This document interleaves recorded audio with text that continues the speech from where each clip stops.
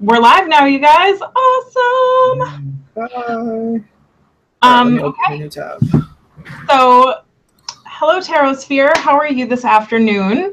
Very excited. I've got two amazing guests. If you want to join the live chat, by the way, I'm happy to post the link because there is, there's some room on here. I always say, three's company, six is a crowd. So we've definitely got some room. If you wanted to join in, let me know and I'll send you the link. But we've got Simon from Two Spirit, and then we also have Ivan from Tarot Pros joining us. And Hi. Say hi, guys. Hi. Woohoo! We are going to talk about hashtag tarot problems, which is actually Ivan's brainchild. So why don't we go ahead and let him tell us about it? Okay, so I think we were talking about it in like the other live chat. And I'm just like, yeah, we need like a bitch fest about like, the things that go on in our lives as a tarot reader, that are funny and sometimes annoying. And I thought it would be a really, really good chat to do. Excellent. That sounds good. Yeah. If I keep looking to my right, it's because I've got a chat open in a separate window on my iPad. So if I keep looking that way, that's why I'm trying to keep up with what people are saying too. Yeah. Yep, I'm doing the same thing. I actually have my window hanging over, so that way I don't like watch the video lag. And because if I watch the video lag, I get like really distracted. Yeah. Space out a little. Okay, so why don't we go ahead and get this puppy started? I'm just gonna grab a paper towel because my drink is sweating all over the place. Cool shirt. I love that shirt. Oh, thank With you. your wings on the back. I haven't washed it in 5 days. It could probably use a cleaning. But you guys can't smell me, so it's all good.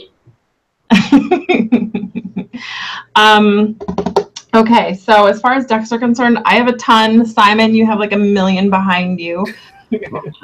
Caress wants you to send a link, Holly, as well, just in case you haven't seen that. Caress wants you to send a link. I did not. I will post it now. Yeah. Okay.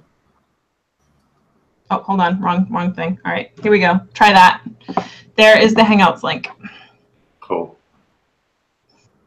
All right. So I suppose we'll talk about, I don't know. Well, first of all, my first problem has been so far for internet speed.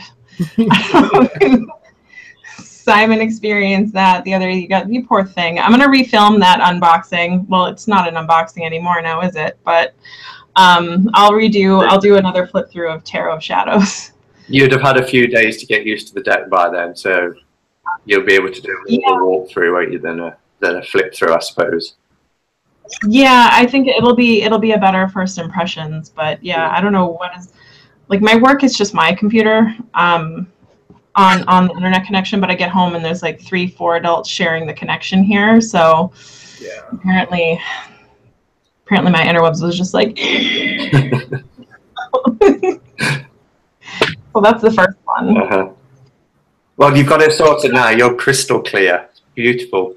Yeah, you are. You're like super HD. Like oh no, I don't want super HD. Too close.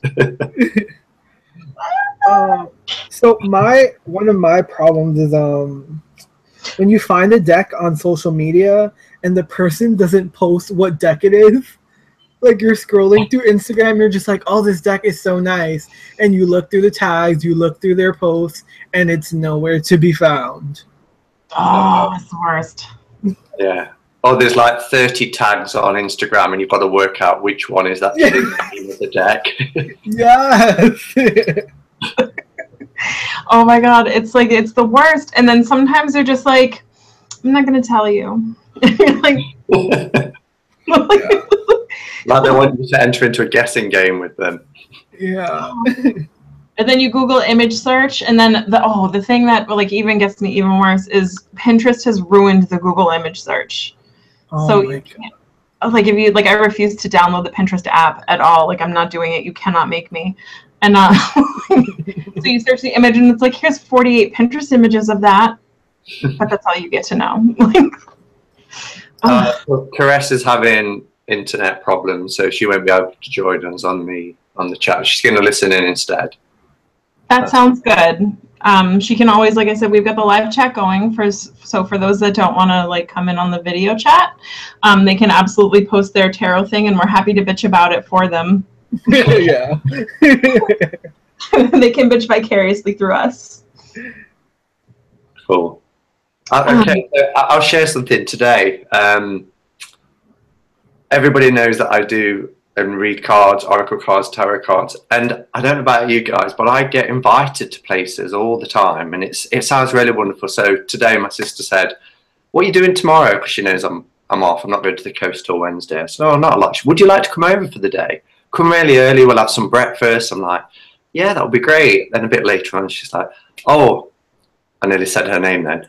"So-and-so is coming, that's my niece." "Oh, brilliant, she's coming, yeah, that'll be great, yeah." "Oh, and our stepmom's coming, she's going to join us in the afternoon." I'm like, "Oh, that's great." And then, "Will you bring your cards?" Yes! That's why I'm invited. Okay, yeah, I'll bring my cards. But, I deal with that all the time too. Yeah, I should be grateful because the opportunity to keep learning and growing is great. But you know, sometimes wouldn't it just be nice to be invited somewhere for lunch or for breakfast or whatever, and not followed with, "And will you bring your cards?" Yeah, it's just like, it's not a parlor trick, you guys. Yeah. Oh my goodness. Or I get like the opposite. We're like, "Can you bring your card so you can teach me?" I'm like, "This is not a class. Like, I'm here to spend time with my family, like, not to teach you tarot." Like, see, I have like polar opposite problems of that. So either people want me to, like, I had one friend, I actually shut her off because, and then when I shut her off, she's like, "Well, I got a reading from someone else. Can you reinterpret it for me?" And it's just like, no, not at all. And then other times people are just like, "We don't care about that. Shut up." I'm just like, oh my God. No happy medium. Was this the same friend that you treated for her birthday when you went to that guy who was kind of scamming? No, different friend. I might have planted a seed really, where you're sort of like the intermediary. It says actually that was BS. And no, I actually have never read for that friend. okay. I don't know, like, she'd probably let me, but I don't see her very often. And after the scare she had, I don't want to be like, "By the way."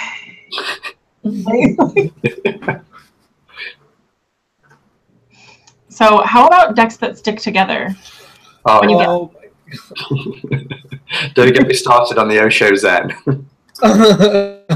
How many attempts till I got that deck right? Oh my God! Look, I think it was like 3 for you, wasn't it? Yeah, it was like, the third one was, I could live with it. I've still got it. Slight damage that I could sort out with a marker pen. But then the lovely Krishna Prayer sent me a deck that was by AGM, rather than the new deck publisher. And that was fine, completely different card stock and not sticky at all. So, but yeah, and I think Ostara, not that I've had my Ostara yet, I'm still waiting, but apparently there's a few issues with that. I've heard that, there we are. So mind reader? Oh my goodness. I was like, I feel left out now. I don't have mine. It's so unfair. I have 2 issues with Ostara, like my tarot reader problem, is when the deck has poor gilding and your hands are glitter bombed. Like, oh my God. And then when you pre-order a deck and it keeps getting pushed back 40,000 times. Oh, that's the worst. Yeah. Scarlett says the Illuminati tarot is a nightmare for sticking together. Oh, yes, it was. Yeah, I didn't get that one, but I got the Tarot Apocalypsis, and I think that's by the same deck creator, and that was the same. I hated that deck. I traded it as quickly as I could. Yeah, Sarah Marchetti is like, I get, he's like a super, like, his artwork's super popular, but it does nothing for me. It's just, It's so busy, and the cards were quite small to what I was used to, and it was so much going on that it just, it was very early on in my learning the tarot, so it just wasn't conducive at that time. Yeah, that one's, it's either it works for you or it doesn't, I think. It's like one of, like, there's some decks I just don't, how about that? Like, decks you just don't, like, they're popular and you're just like, fuck, why? Why is that one so popular? Brenda says you need new friends. I'm trying to work out why. I'm going to take anything personally. Yeah. No, it's because either my friends are super over interested or not interested at all, I think. Okay. Which is fine. I actually prefer the friends that aren't really that interested, because then I don't have to, like, jump up and down. Magician's powder or cornstarch, Curious is saying, for the for decks that stick together.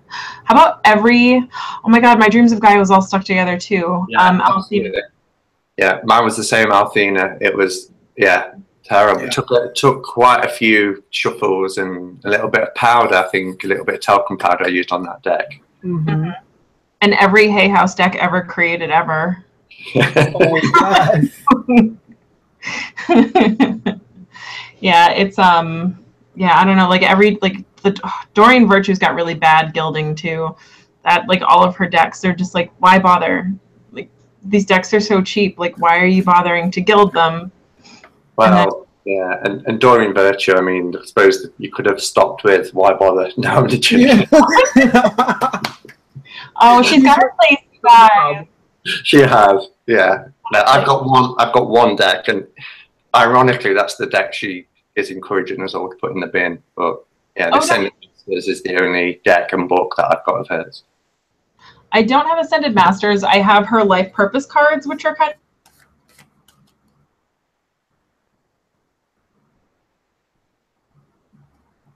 of... Did you freeze? Froze. Oh no. Okay. So I've got her. Yep, I'm back. So her Life Purpose cards and then her Past Lives deck are the only two decks that I have from her. Okay. Hey, Mrs. Mitchell. Mrs. Mitchell has joined the room as well. It's just saying hi. I've been watching some of your videos today. I said, Leona, I sent you the link. So if you want to join, you know where to find us. Yes, join us. I know. We love you. One of us. So, yeah, I don't know. Like, I just,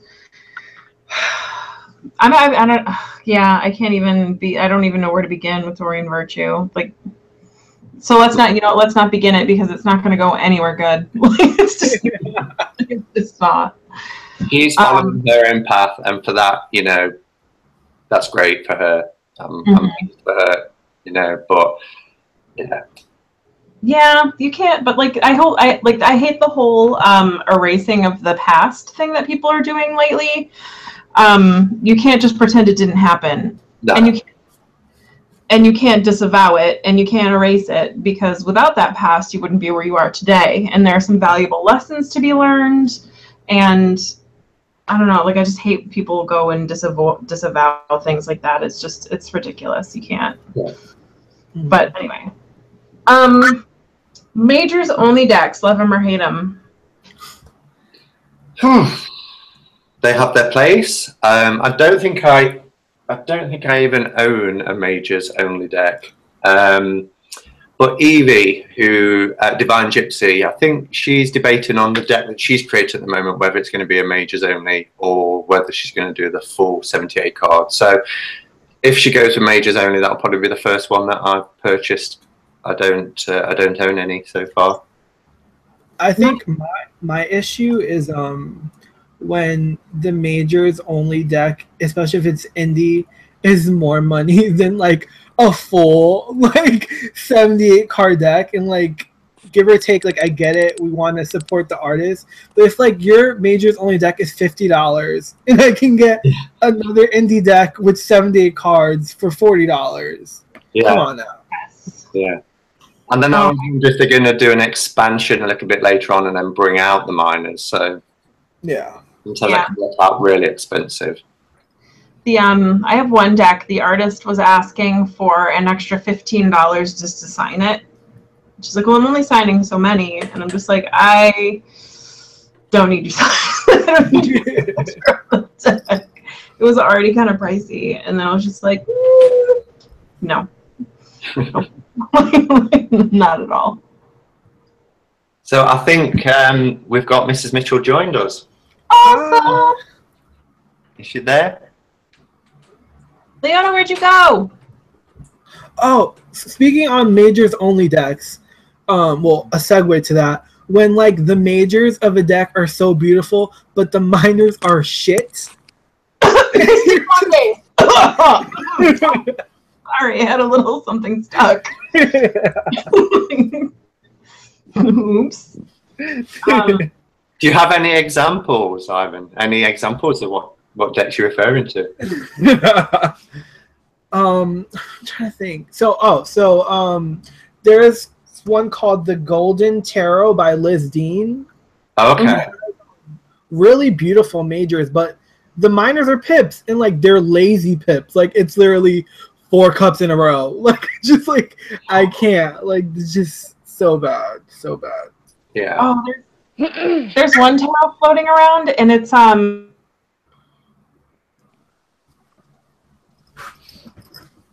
we lost Holly? Froze. I think so. back. You're back. Yeah. All right, good. Sorry, I don't know why this thing decides to freeze all of a sudden, but anyway, it's an older computer, so just gonna have to work with it. But there's one tarot. It's floating around, and it's a reworking of another one. And Ivan, if I describe it, maybe you can tell me what it is. It's got like I know the High Priestess is like this woman, and she's got devil horns and like a hood that covers like some of her face, and she's holding the moon, and it's in all red and like sepia tones. And then somebody's coming out with like a colored version of it. You can get it through Make Playing Cards. And their pips are literally like digits. Like it's 4 cups, and it's like a cup and the number 4 and some lines, and you're just like... Oh, is that the Gil Tarot? The which one? That's also the Gil Tarot. Yeah, it might be, but it's like, it's ridiculous. It's like really, those are the majors are so good, and then like the minors, it's just like, what is that? What? It looks like Uno cards. It looks like motherfucking Uno. Like I can't even. Yes. I totally thought the same thing, and I really wanted to like it, but I just couldn't drive. No. I've obviously not seen the whole deck then, because I'd got such high expectations for the Gil Tarot. I mean, Katie Flowers, it's her sole deck. I could be wrong, but I really think that that's the one. Yeah. Right. Okay. Oh, that's yeah. I'll find it at some point this evening, and I'll post it. And like when you guys see it, you'll be like, "Oh my god!" It's like really the worst. Okay, I'm sorry. Somebody else go. I had something, but then I lost it. Well, Brenda's put in here. She's talking about the Gaian playing cards on Kickstarter, and they're really gorgeous. So I've not seen them or heard of them. Don't know if anybody else has. Oh no, I haven't seen those yet. I haven't been on. I'm like running out of money, so. People are talking playing cards in the chat. Oh yeah, that's its own problem. Like Yes. not having enough money for decks. Just when you think you have enough decks, somebody's just like, "You should check out this one." Yeah. Yeah. And in that vein, how about decks that are being created just for the sake of creating decks by people who aren't familiar with tarot at all? Oh right. So, an example being, let's talk specifics. Oh God, what was I had an example and then I lost it. Well,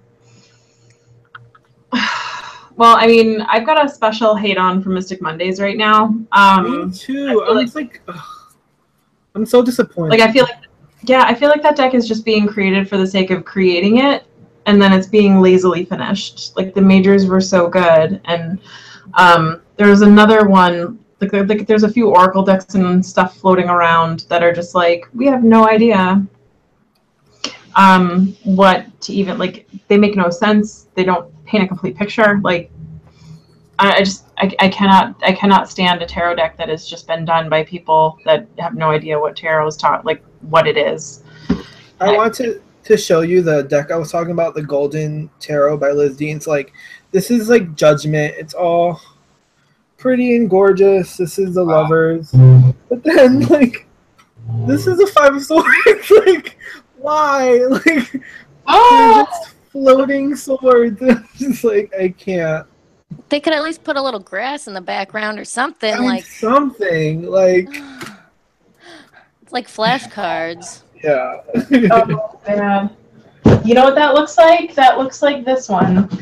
I showed this one in a different live chat. The Manga University Manga Tarot. The majors are all really adorable. And then you get to the minors, and you're just like, what is this bullshit? Like, at least they've got stuff in the background, though. Yeah. Yeah, it's like I can't even handle it when they're lazily done. It's literally just the same picture over and over with a different number of things. Oh yeah. Scarlet Woodland says the Oceanic was a huge letdown. Pretty majors, promising aces, got it, and surprise. It was a Pip Miners. Yeah, it was. I saw that, I think, on Eclectic. So bad, so bad. Yeah, that's like it's made me gun shy about buying other tarot decks. Like I think my new requirement is I'm not buying it until I see the minors, like until I see like what's going on there. I certainly will never back another Kickstarter without seeing the minors after Mystic Mondays. Like, that was ridiculous. That was so, and like it got so much hype, and like I'm like, you know what, I'm gonna back it. Like, why? They showed that without showing the minors. You just got to see the majors on that deck. Then. Oh. But the thing that like fucked me up was like, I think she said it's gonna be illustrated minors. No, like they weren't. Well, she said illustrated pips. An illustrated pip, I think, is a little bit different from an illustrated minor, like a fully illustrated minor. Like, for example, the True Black Tarot. Have you guys seen pictures of that yet? No. I think I have. That would be, they're really beautifully done, and that would be what I would consider to be an illustrated pip. Or the Pagan Otherworlds, I would say, has illustrated pips. Like, it's that's beautiful. Yeah. Yeah. So it's not like a full scene.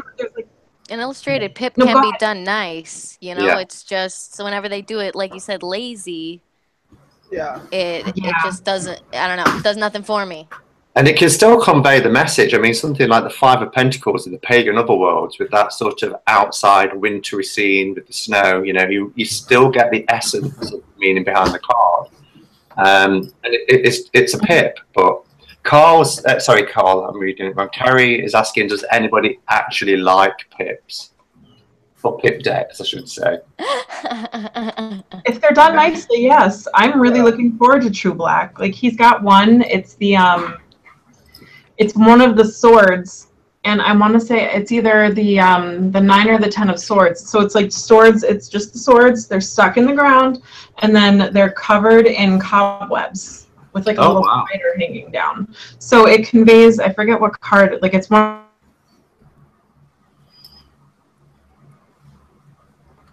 Okay, I think we've lost Holly again. Holly, come back. Am I back? All right, I'm back. You're back. Yeah, sorry. His card conveys the meaning of the pip, but without being fully illustrated. It's just, there's a difference between being minimalist and being lazy. Like, it's. Scarlett's talking about a creative pip miners like the Trionfi della Luna or the Lumina Tarot. Absolutely. Got both decks, love them both. So, beautiful illustrated pips. Scarlett keeps rubbing her Burning Heart Tarot in my face, and I don't know how I feel about it. And if she does it one more time, I'm going to drive to her home, knock down her door, and steal her deck. That's true. The Wild Unknown. Christy says the Wild Unknown is pippish. Yeah. Yeah, it's but they do it like in a way that kind of conveys the meaning, or at least if it doesn't convey the meaning right off the bat, it's interesting. Yeah. Like, it's, you know, it's purposeful. It feels. Oh, my girl is calling from the store. I'm not answering it. It's not happening. Solve your issue. But anyway. Oh, so there was a tarot issue. Oh, that was Burning Heart reminds me. How about decks that you really, really want that you totally missed out on? Oh yeah. Damn. So many. Yeah. Like that. Like, hey, you discovered it after the Kickstarter? P.S. I'm never doing another one ever again. Yeah. I mean, you have to scour the trades. Yeah. Yes. Nobody's giving theirs up because suddenly it's gone out of print, so therefore they want to hold on to it. Oh yes, Tarot of Delphi. That makes me cry. Wasn't it good? I'm not really good. Okay, I'm back. Sorry, you guys. Christy's sort of sad about missing the Circo Tarot. That was that one's gorgeous. Yeah.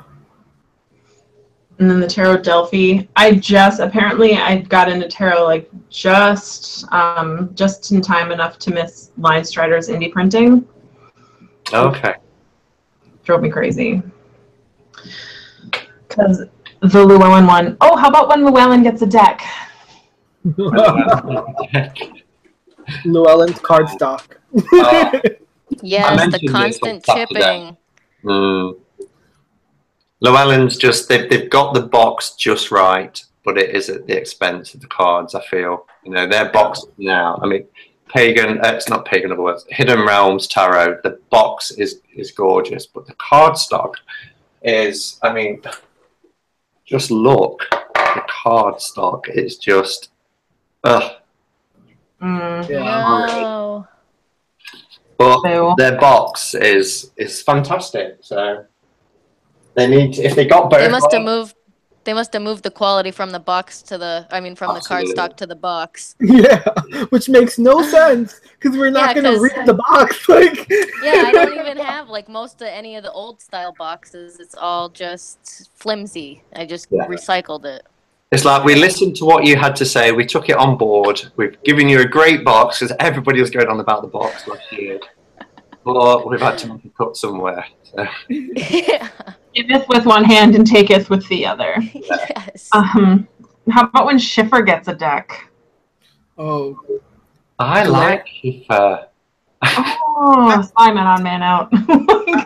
I like Schiffer, but the gloss though, they laminate the shit out of their deck. Yeah. But I mean, their cardstock is always quality. I mean, take the Marielle, the box, the presentation, the book. I like Marielle. Yeah. Marielle, it's just bright, it's vivid. The cardstock is really good, but yeah, it's very sticky and very laminated. But Simon, I would love to take the Marielle, but I cannot fit it in my hand. Trim it down like I've done. Yeah, I don't want to, I don't know, you spend enough on a tarot deck, though, it's I don't want to have to trim it. I want to be able to fit this deck in my hand, and I want to be able to shuffle it. I don't feel like the lamination on a deck should make it 3 times thicker than it needs to be. And then it doesn't need borders the size of moats. And I would be afraid to trim such a glossy deck that it would peel. That's true, yeah.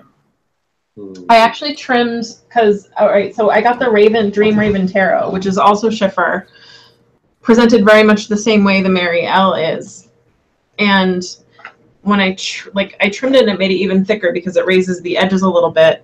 It's a little more easily handled, but there are some spots where you can actually see the ink bled through where I edged it because the lamination does start to separate from the card. And it's only a matter of time before you have to buy a new deck.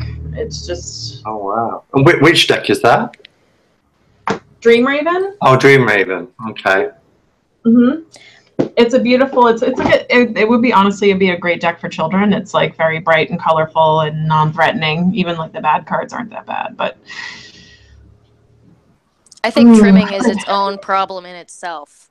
Obnoxious borders and having to trim them. Yes.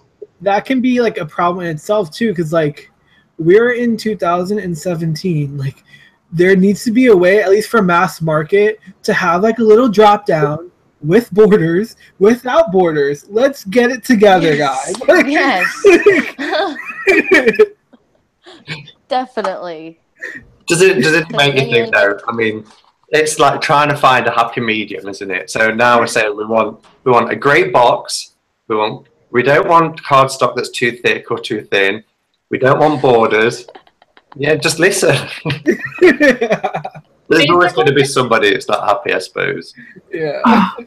Basically, I want Harper Elixir to print every tarot deck moving forward. Like, I don't think that's too much to ask. Or what's the Star Child? Whoever prints the Star Child, oh my god, like that printer is amazing. Yes, but I want their cardstock to be just a little bit thinner. Rifle very well. Yeah. But like if that's my biggest complaint, like it doesn't stick, it's matte, but it's still vivid, and it's just otherwise it's perfect. Like if I have to be very picky and like choosy, I would have to say it's a little like a too thick, like but not too bad.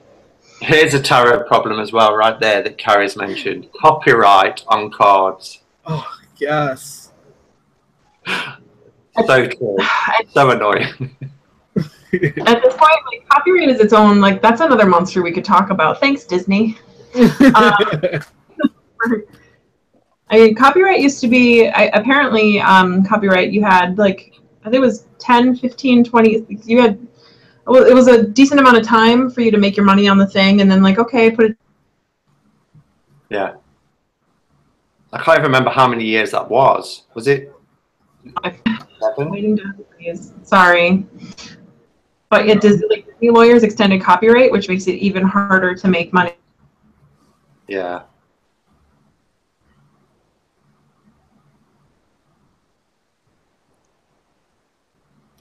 Holly. No. Have we lost her? Yep, I think we did. Okay, well, let's talk amongst ourselves. Yeah. Yeah, no, well, I actually just got the Wildwood, and the copyright on this thing is just completely unnecessary, I think. Have you got it in your hands? Yep, I'm trying to, yep. See, it's on both sides. I know it's probably hard to see. Oh, yeah. I mean, at least they put it on both sides, but it's just so long of a word on there. I just don't think it's necessary. I'm really tempted to chop it off. Yeah, that's ridiculous. I mean, it's not the worst. Oregon Greer is probably the worst. It has like 3 different dates. Like, that's not necessary. Speaking of the copyright, like oh my god, then I saw your video, Simon, about finally getting the AGM version of the Rider-Waite Smith. I'm just like, I need it in my life, but every time I go buy on eBay, it's gone. Like, it literally. And you want the English version? Yeah, I have the German version. Oh, yeah. Yeah, and I mean, I got so confused because, okay, so the English version, which has the strength card on the front, then you have the German version, which has the magician on the front. So then I wanted the large deluxe version, which is this one, and the pocket version. But I didn't realize that even these were different. So orange boxes are different to the blue boxes. Yeah. And I didn't even know that. So I found a website. That's great. So I'll get the standard, I'll get the deluxe, and I'll get the pocket. And then I found out that deluxe actually means the blue box, which has those rose cross on the background, and the premium is the orange box, which is the best one with the crackle backs. So you can't even get these now anywhere apparently with the crackle backs on. I know. Yeah, it's so hard. But you live and learn. Holly, we can't hear you. Oh, she's still gone, no? Holly. No, she's here, but she's mute. I can't hear you.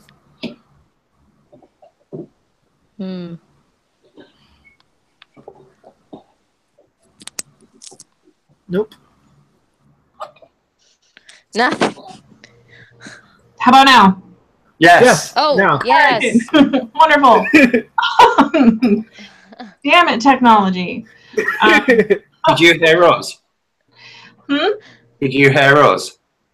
Yes, I can hear everybody. Yeah, I've been like listening to you guys for like the past 10 minutes. It's been fun. We could have had some fun there and say that we're talking about something completely different. But so Creative wants to know how many rider weights you have, Simon. Oh, these, I don't know if you can see here, probably, can you?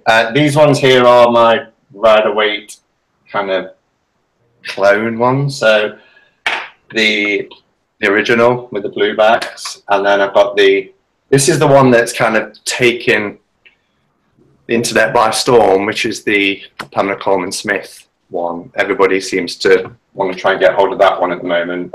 I have the one that Ivan's just showing now, which is the Centennial, and also the AGM, which just mentioned, and then the Universal Albano, keep saying Albano, and the Radiant, and then my second favourite one, which is the Golden Rider Weight Smith. I love that one.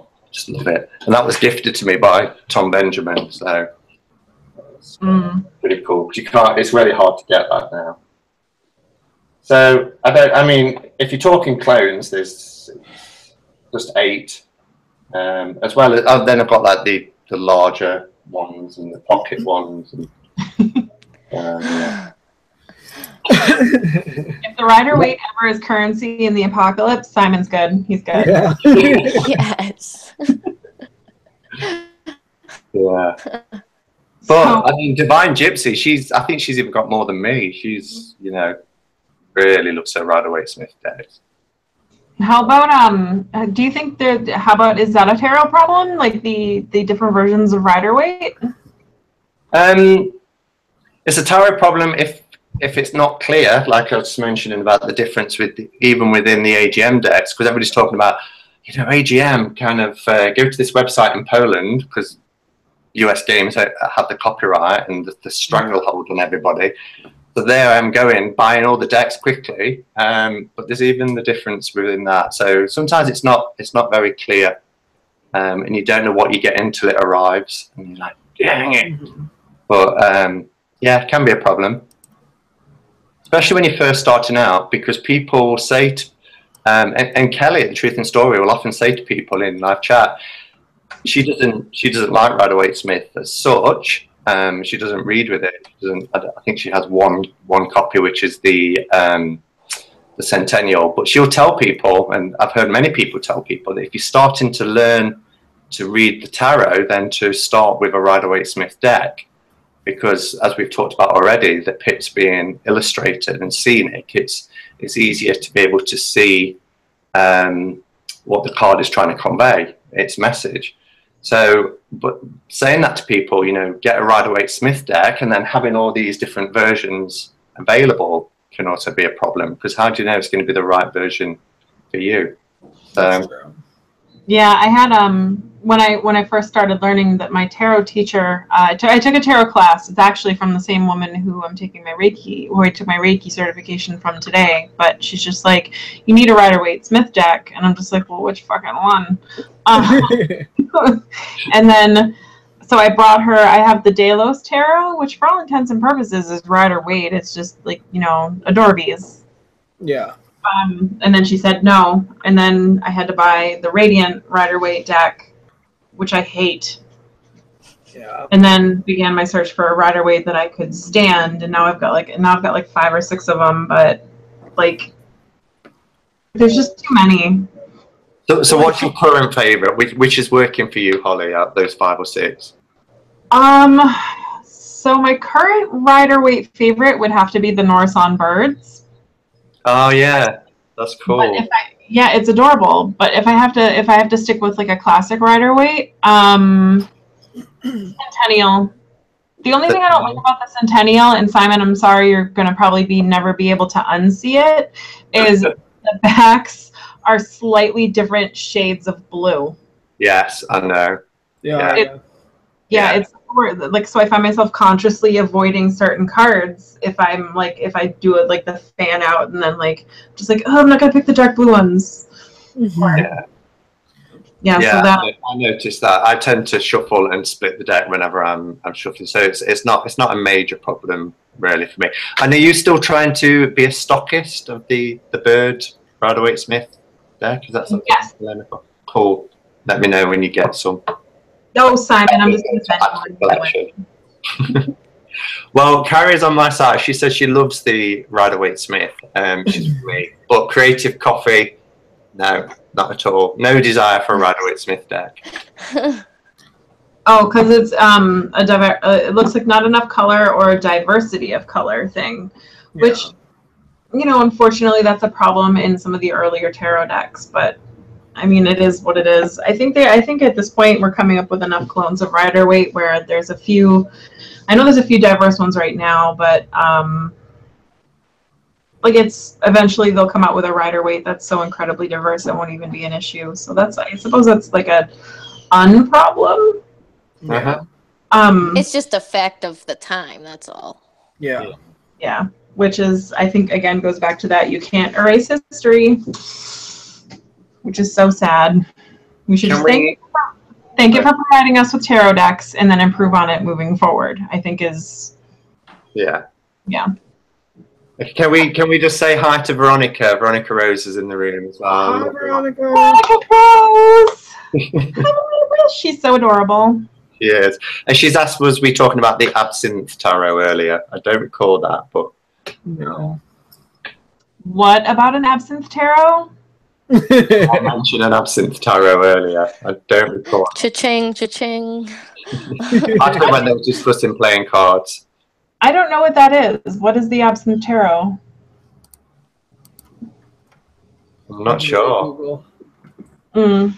Oh, Althena's Tarot Journey says, I like the A deck on Simon's poll. So that was the Los Scarabeo, Pamela Coleman Smith, Rider-Waite Smith deck.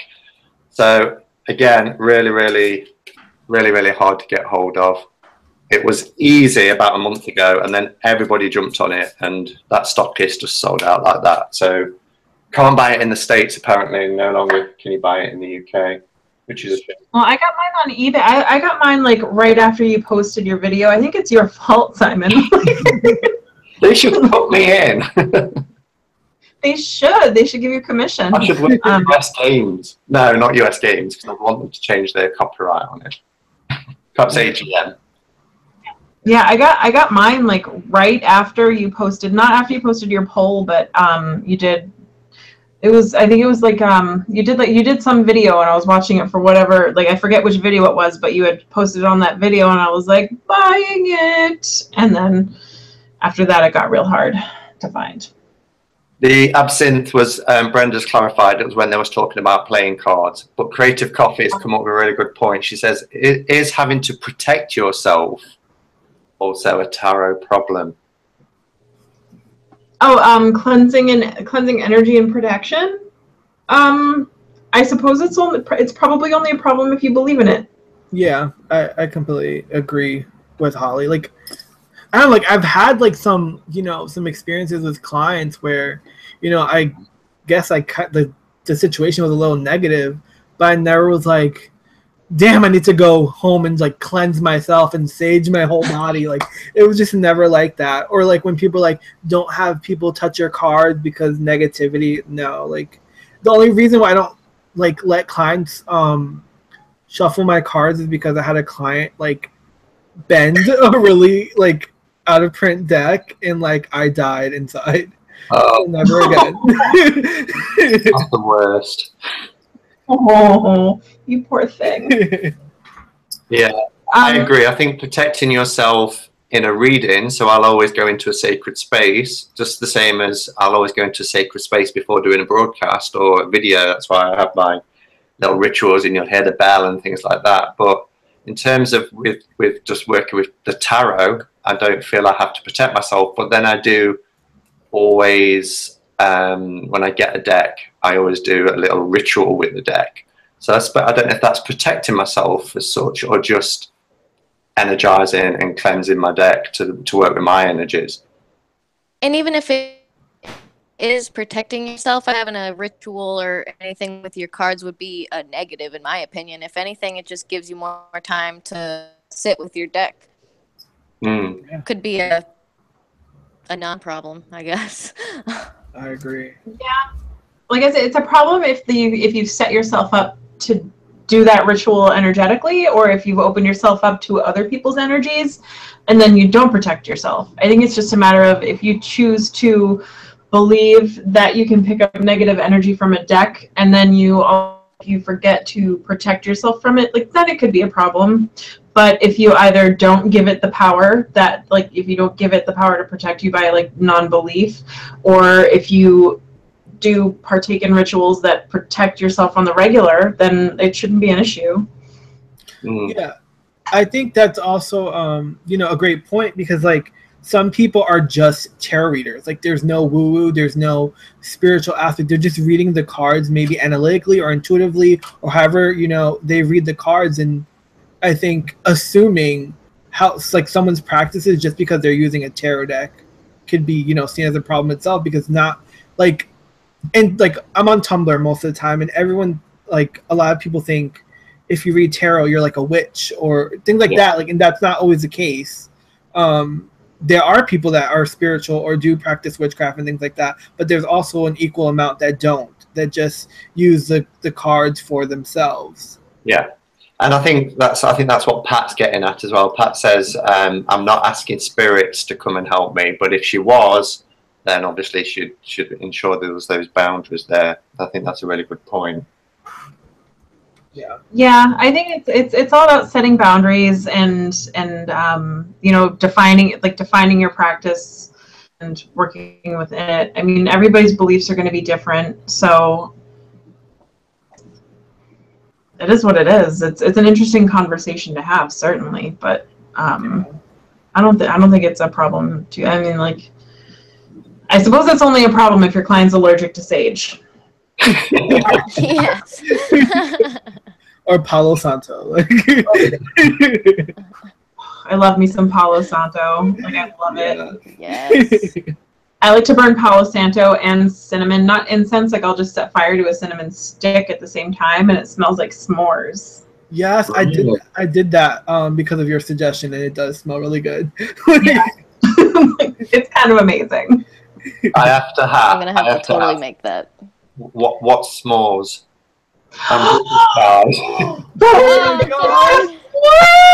Oh my goodness! Okay. So who's gonna be the one to tell him? You tell him. Okay. Yeah, you're telling him what it smells like. All right. So a s'mores is it's a campfire tradition. So you go camping and then you make s'mores. It's usually something you do when you're younger, but it's graham crackers. I'm assuming you have graham crackers, correct? Golden grahams? Yeah, so graham crackers, you can either do like the honey or the cinnamon ones, depending on what flavor you like. And then you toast a marshmallow over the campfire. And then you take the long biscuit, the long graham cracker cookie, and you break it so you have two squares. And then you put the graham cracker, the toasted marshmallow, a square of chocolate, and then the other graham cracker, and then you have a sandwich of delicious melty goodness. That sounds like a heart attack waiting to happen. That's why we're all fat, Simon. This is what we feed our children. Just shut them up. All the time I spent in the States, we never did that. You never did s'mores? Oh, yeah. You must have poor muffin. You have to do it now. Yeah. S'mores tutorial. Yes. So good. I think it's a terrible problem that Simon has never had a s'more. Yeah. I'll be lighting a pot. Or maybe we have a problem for eating them. Trying it. When he's gonna light his Palo Santo and toast a marshmallow over that.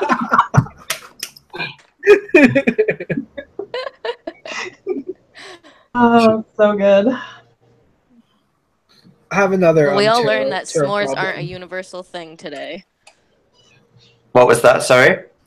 that we all learned s'mores aren't a universal thing. Yeah. I was like, did I hear right? Did she say snores or s'mores? Or... No, it's S''MORES because you want s'mores. You want some more. Like, Yeah. Good. Brenda's asking if I have digestive biscuits. I think she's referring to the British hashtag that some of us were doing earlier. But no, it has to be chocolate hobnobs, Brenda. Digestives are just too lightweight. I've actually had the hobnobs. Those aren't bad. You get hobnobs in the States? Not in the States, but a friend of mine. Well, actually, she's a friend of my sister's, and then, but that I guess that kind of makes her a friend of mine too. She expatted. She married a dude from London and moved there, and every once in a while we get a care package. Oh, cool. Awesome. From India, and my mom's boss is hilarious. I like to say he's benignly racist, which is No. horrible, but like Sanj is from, like, his family is Indian, so when, like, every once in a while they'll come and visit, and he'll just, like, he's super, like, he's like very laid back, and then my mom's boss is like 1,000 years old and like kind of like hokey grandpa kind of a thing, and he's like, oh, thank you very, very much, and you're just like, did you just do the Apu voice? Oh my god, like I can't even. No. But the two are in love. It's weird. They send care packages to each other all the time. So my mom's constantly being like, we got a shit ton of cookies from Sanj today. Like, come get them. Because Bob can't have them because he is pre-diabetic. So maybe Sanj is trying to kill him. I'm not the only one. Veronica has never had s'mores either. Veronica. Oh. But she's in Australia, so it's probably not gone over there too. Well, I think like it started here. We've started an international s'mores crisis. And Scarlett must be British because she's talking about custard creams. Those are good too. We've gone on to food. How has this happened? We're talking about tire problems, and we're talking about Ivan had a tarot problem. Get us back on track, Ivan. All right, so when deck collection, deck unboxing, and deck review videos take up a majority of your day? Oh. Oh, no. I went off grid on Friday. I went to stay in the countryside, and we left the city. We right into the heart of the Derbyshire Dales. No internet connection, no phone signal, nothing, and it was bliss at first. But then I started to get a little bit, kind of like, I'm missing everything. And then when I got back last night, there was like 23 videos to catch up on. Yeah. And it was live chat last night, so I never caught up. So when I woke up this morning, there was 39 videos to catch up on. And these are all videos that I really wanted to see. So I just got up really early this morning, and I've spent most of the day. Yeah. No, like I look all the time. Like I search, like those are the terms, like deck review, deck collection, deck unboxing, and go to most recent. And then I have everyone that I'm subscribed to as well. And I'm like, my watch later list on YouTube is insane right now. Like, yeah, I at this point, like I would love to say that I catch everybody's videos, but I think I'm learning like time and you can't watch them all. You can't. Like, I love you guys. I can't watch them all. yeah. So I watch snippets. like I'll watch bits and like... pieces instead of like the whole things. Yeah. So it's like little slices of pie instead of one big pie, I guess. Yeah. Brenda's put that YouTube videos keeps her busy at work. Yes. I watched Holly a few weeks ago because I miss Holly's live chats because they tend to happen when I'm either at work or in bed. Aww. It popped up in work, and I'd got a desk-based afternoon, so I was like, "Hey, I'm here. I can listen in." People were coming in and out, giving me invoices to sign and all this sort of thing. They're like, "What are you watching?" Watching some white girl be goofy. How about? Oh God, I had one. I forgot what it was. All right, never mind. I'll... All right, I got one. Go ahead. One. Pile of books. Right? Oh, am I not working? It's not working. You working? Yeah, We you're can hear you. Oh, okay. Yeah. Yeah, when you got too much to read and not enough time. Yes. It's And, brutal. It's and getting out of control. which do you do first? Do you read your books or do you catch up on your YouTube videos? Yeah. That's a tricky question, really. You could read while you watch. Apparently, I watch all everybody's videos. Yeah. I find buses are great for reading. So I catch a bus to work because I live in the city and work out in the city. So it's half an hour each way. So I know I get an hour a day, Monday to Friday, to read. That's the only time I can fit it in. It's not long. Are we back? Are we working, you guys? Yeah. Yeah. Did we go? All right. Sorry. No, it. Oh, you're back. All right. All right. Sorry, we all froze up a little bit there, I think.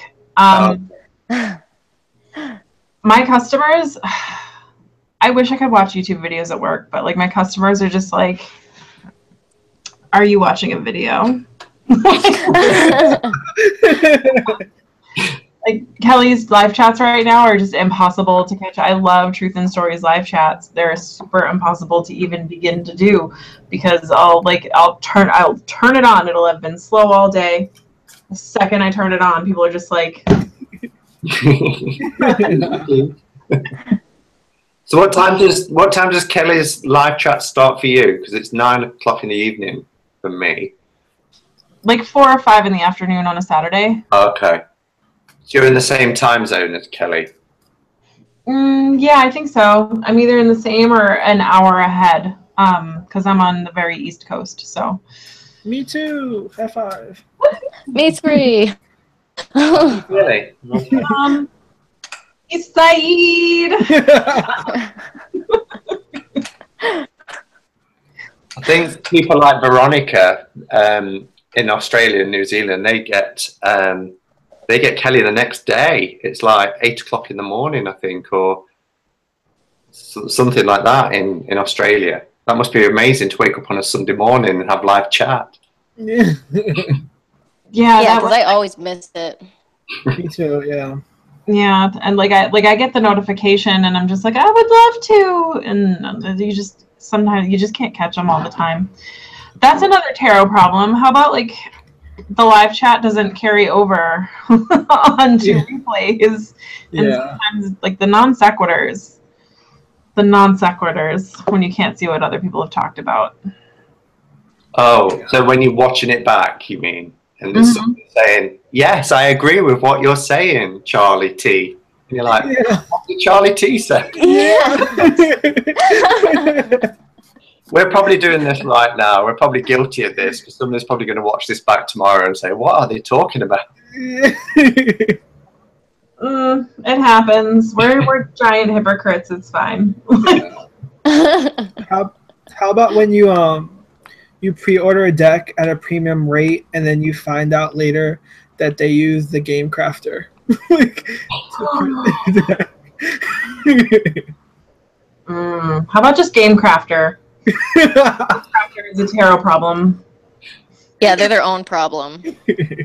Yeah, I have a love-hate for Game Crafter. I mean, one of my most favorite decks is Game Crafter.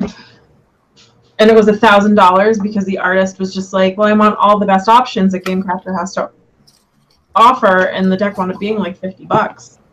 Yeah, I just bought like a $68 deck from Game Crafter, but it's gorgeous, but it's shitty cardstock.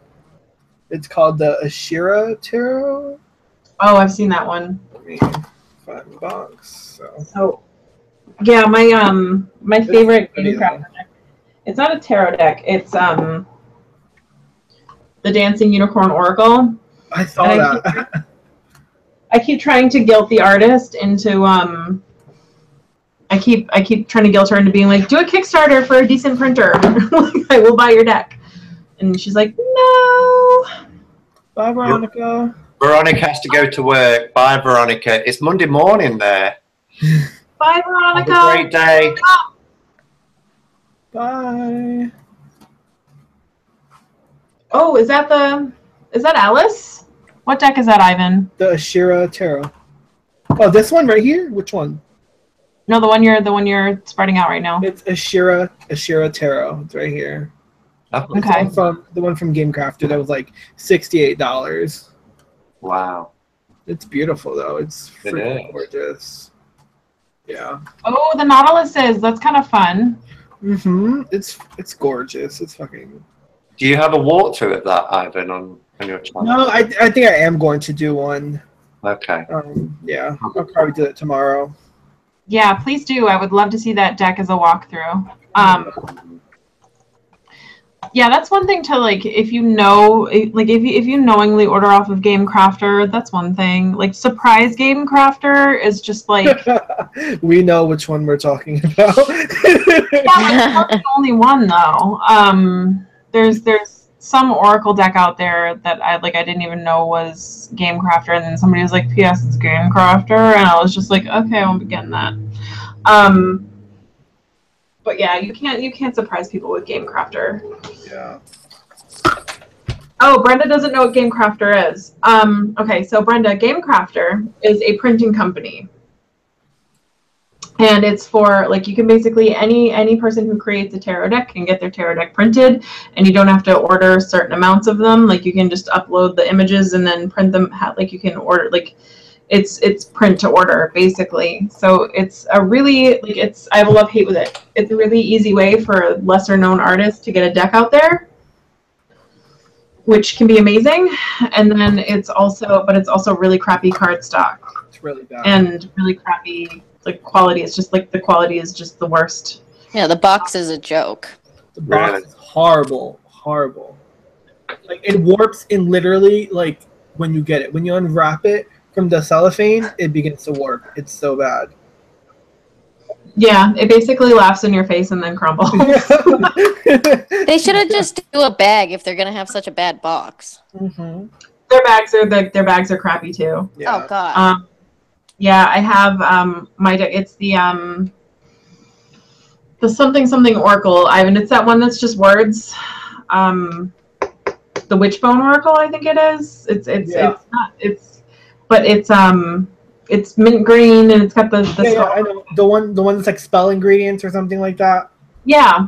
So it's really like, and that comes in a purple bag, and the purple bags are less than the boxes. The bags are less than the boxes, but the inside of the bags aren't finished, and it just feels like really shitty, like, velvet. Yeah. Like, kind of like the velvet that a Halloween costume is made out of. Oh, no. Yeah. I got this cute little bag from Target for $1. It's a little water. Oh, my God. And it's so cute. It fits my Rider-Waite, like, perfectly. Like, for $1. The little watermelon. Oh, I love it. It's so cute. Scarlett's come up with a really good tarot problem as well. She's saying international shipping. That is. Oh my god.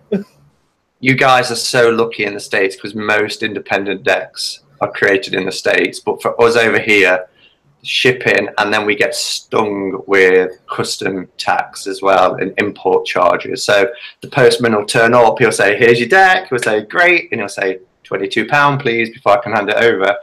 And it's like, we've already paid an independent price, you know, because they always pay a little bit more for independently produced decks. Then you pay £25 or whatever it is for shipping, and then you pay.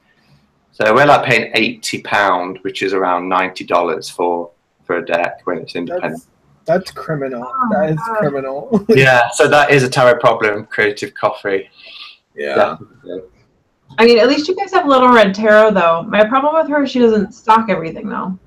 And no, she doesn't. And I understand, to keep her costs down, I mean, she is an absolute godsend. But to keep her costs down, she'll ship every so many weeks. So I ordered last week the Urban Tarot. And then she said my next day I'm posting is I think it's the 21st. So that's like a week on Monday. So I have to wait a few weeks till she's got so many orders and she'll post, which is fine. She can't be posting every time she gets one order. Yeah. So there is a little bit of a delay, but £3.50 for an independently produced deck to be posted to me second class, which I'll get in 2 days once she's posted it, is fine. But yeah, she doesn't have a massive range, but she does listen to people. So if quite a few people within the community want a particular deck, she'll look at trying to get that for us. So yeah, it's great. I've dealt with the that custom price only once with the Bone Stone Earth Flesh thing. That shipping though was insane. Like I've never paid. I don't think I've ever paid that much shipping ever. That's from Australia, isn't it? Yeah, from Australia. It was wow. Yeah, Australia Post is always horrible. And I got the so the Lumina Tarot, what is it? Inner Hue. So they've got the Connected and Free Oracle, and then the Lumina Tarot. And I was gonna buy them both separately. I couldn't afford them both at the same time. But then I saw, look at that shipping, and I was just like, well, like shit, I might as well get both. But there's a few decks from Australia I really want, and I refuse because the shipping is like $30. Yeah. So I have a story about I think it was the Connected and Free Oracle. My card had a misprint on it, and the company is so amazing. She sent me the one card. It cost her $25 to send me one card in the mail. Wow. My heart, my God. Like, I love her, but damn, $25 for one card. She is amazing at keeping in touch with you as well, because I ordered the Connected and Free, and she sent it via Germany. I don't know how or why, so I got no custom charges or anything from her. So I was like, great, now I'm going to order the Lumina, and the Lumina came, and it came from Australia, so I had to pay quite a bit. And then I ordered the second edition of the Connected and Free, and had to pay on that too. Yeah, but yeah, it can be really expensive. What's the most you paid for a deck when you add everything up? I've paid $95 for a deck, and that was Deck of the Bastard, because I got custom backs and waterproof cards. Okay. Did I say the least? I meant to say the most. Sorry, it's so late. Sorry, what's the most you've had to pay for a deck once you took into account all the shipping? Because for me it was the Pagan of the Worlds, because the book wasn't available at the time, and then she notified me afterwards that the book was now in, so I had to pay for the shipping and customs and everything twice. So I paid over £150 for Pagan of the Worlds to get the my God. Oh, wow. I think my wallet just shriveled hearing that. Yeah. No, my most was definitely Deck of the Bastard. I think my least was I guess any mass market, like, because Amazon just ships it like for like free, like with Prime. So yeah. English Magic, I think I paid $4.90 for. Yeah, me too. Oh. And then the most I've spent on a deck so far, if you take everything into account, I kickstarted the Dorisa Tarot. And I did like one of their higher tiers. So it's the prototype deck, 2 wooden boxes, and the deck itself, and the guidebook, and it was like $225. Wow. This is my... Yeah, like it's supporting, like that guy is just super, like, he has hopes and dreams, and life has not smashed them yet. So well, this is my Deck of the Bastard with custom backs, and then these are some of the cards. It's gorgeous. Like, that's a thick deck. Yeah, it's thick, but it's so beautiful. Like, it is everything. It's very Rider-Waite-Smith. Yeah, I love it. Oh, now I love it too. Yeah, it's you did. And this is the problem. Yeah. Yeah, Scarlett's saying she paid £150 too for the All Hallows after shipping and customs. This is a real tarot problem. Yeah. There needs to be a way around this. Yeah, shipping and customs is just, it's like the literal, they need to figure something out, because we can't keep this up. Like, we can't. Well, I'll be living in cardboard boxes in the street with the most beautiful tarot collections. Well, that's a. I was talking to my friends. Like, I have more decks than I do shoes. Like, Like that is just how it is. Like I have more decks than shoes. Yeah, definitely. I have more decks than I have anything, I think. Yeah. I think the next most expensive deck I have would have to be the Ellis deck, but I ordered the large size in the plastic cardstock. Wow. I love Ellis. I just Oh, you got got it mine too. a few weeks ago. I can't bear to look at it. It's gorgeous. It comes with like a little chart and reading stuff on the inside. And apparently though, plastic cardstock you have to be really careful with because you could cut yourself real bad on it. Like it's like a paper cut times 1,000. Yeah. So you've got like watch me cut myself on it. Oh no. It's very Gorgeous. Yeah, the artwork is just absolutely stunning in it. And he has like the paper ones available, and those are way cheaper. And you can get them on Amazon actually. So Yeah. maybe there's. Oh, I love this tower card. Oh, it's gorgeous. And are you Yes. shuffling with that? Because that does look like a large deck. Yeah, you got to do it this way. Okay. And you can rifle it. Like once you split the deck in half, like I can stretch my man hands over it, but so it's not too bad. But it reads really well, surprisingly.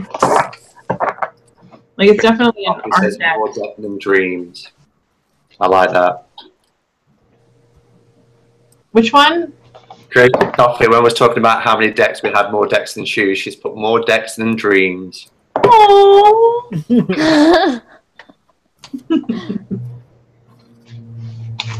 And then They're talking about Haber Studios decks in chat as well. Yeah, they're really pricey, but quality. From what I've seen, their decks, they're stunning. can I be the odd man out that says I haven't really seen a Baba Studios deck that has made me be like, oh, I need that. Really, not even the Alice Tarot. The which one? The Alice Tarot. No. Oh, it's just gorgeous. What about Victorian Romantic? Like that one, Yeah, I need that one in my life. No. They're bringing it back. I know. I signed up for the newsletter. Like, Yeah, it just doesn't do anything for me. The Alice Tarot I thought I might like, but apparently I've done too many stints at Hot Topic to like anything Alice in Wonderland anymore. So Yes. I'm with you on that. I'm really into Ilman Agello lately, though. I love his decks. Yeah, I don't have any, but neither do I. Oh, Simon, that's you need they tend to be Marseille, don't they? Yeah, they're a little pippish. He does a lot of majors only too. But there's something about owning a deck. This is my Hokusai. This is like the really special one where I begged for a handmade box. He's not doing the handmade boxes anymore. Okay. But something about a little old man hand making. I haven't even opened this one yet. It's still in the plastic. But like something about him like hand making like these tarot cards is just like I love them. My other issue is double borders. Like, why? Why do you make double borders? Like, one is enough. Why is there Yes, two? that's why I won't buy that deck because of the borders. It's such a shame. What deck is that, you guys? That's the Gaian Tarot he's showing. Gaian Tarot, yeah. There is, I believe, Diane at the Mystical Haven. She's got one. I think there's a French version, which doesn't have the blue border. It just has the white border, I believe. But I really like it because to me, it's like it's a picture that is framed. You know how you get those old photo albums where you used to tuck the corners in and Yeah. I now can see that. But yeah, gorgeous deck. It has one of the nicest gilding as well. It doesn't come off. Yeah, the gilding's gorgeous. Yeah. And the backs. Oh, that's nice. Yeah, it's one of my favorites. Yeah, it's beautiful, but the gilding's so nice. Then I wouldn't want to trim it. No, exactly. Yeah, they're just like, we'll give you a deck you can't trim, but you need to desperately. It has a fantastic book as well. The book is amazing. Yeah, you the get book is like really 3 or good. 4 pages of information. It's just, oh. So how about a tarot? Here's a tarot problem. How about when you're doing a reading, you get absolutely nothing, and the person can kind of tell. Yeah. Yeah.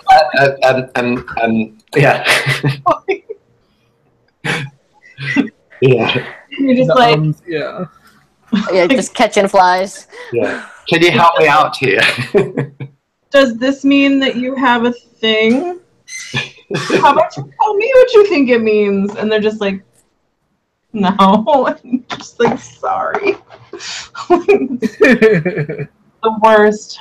And what do you do in that situation? Because I've been in that situation a couple of times, and my default, and I don't know why, is I tend to then start describing the card. Yeah. You know what I mean? It's like, oh, I'm kind of drying up here, so I'm going to describe what's on the card. Like, they can't see that. Well, what I like to do is I'm like, okay, I'm gonna step back and look at like the cards as a whole, and then I put my hand on some of them so I can't see it, and then I read whatever's around, because like if you have like 8 or 9 cards, that can be like overwhelming for you and the client. So if you break it down and like, okay, we're gonna focus on this row or this section, and then you can go back and start reading some more. Because that's been like a really big issue for me, is being overwhelmed, because I read in threes. Like, you have a question, I will pull 3 cards. Another question, I will pull 3 cards. I don't really use like a lot of spreads unless the client specifically wants a spread. So my rows of cards are, really long. So I always go back and try to focus on one section and then continue on and have that dialogue with the client. Okay. How about when you get a row that's all court cards? Oh my god.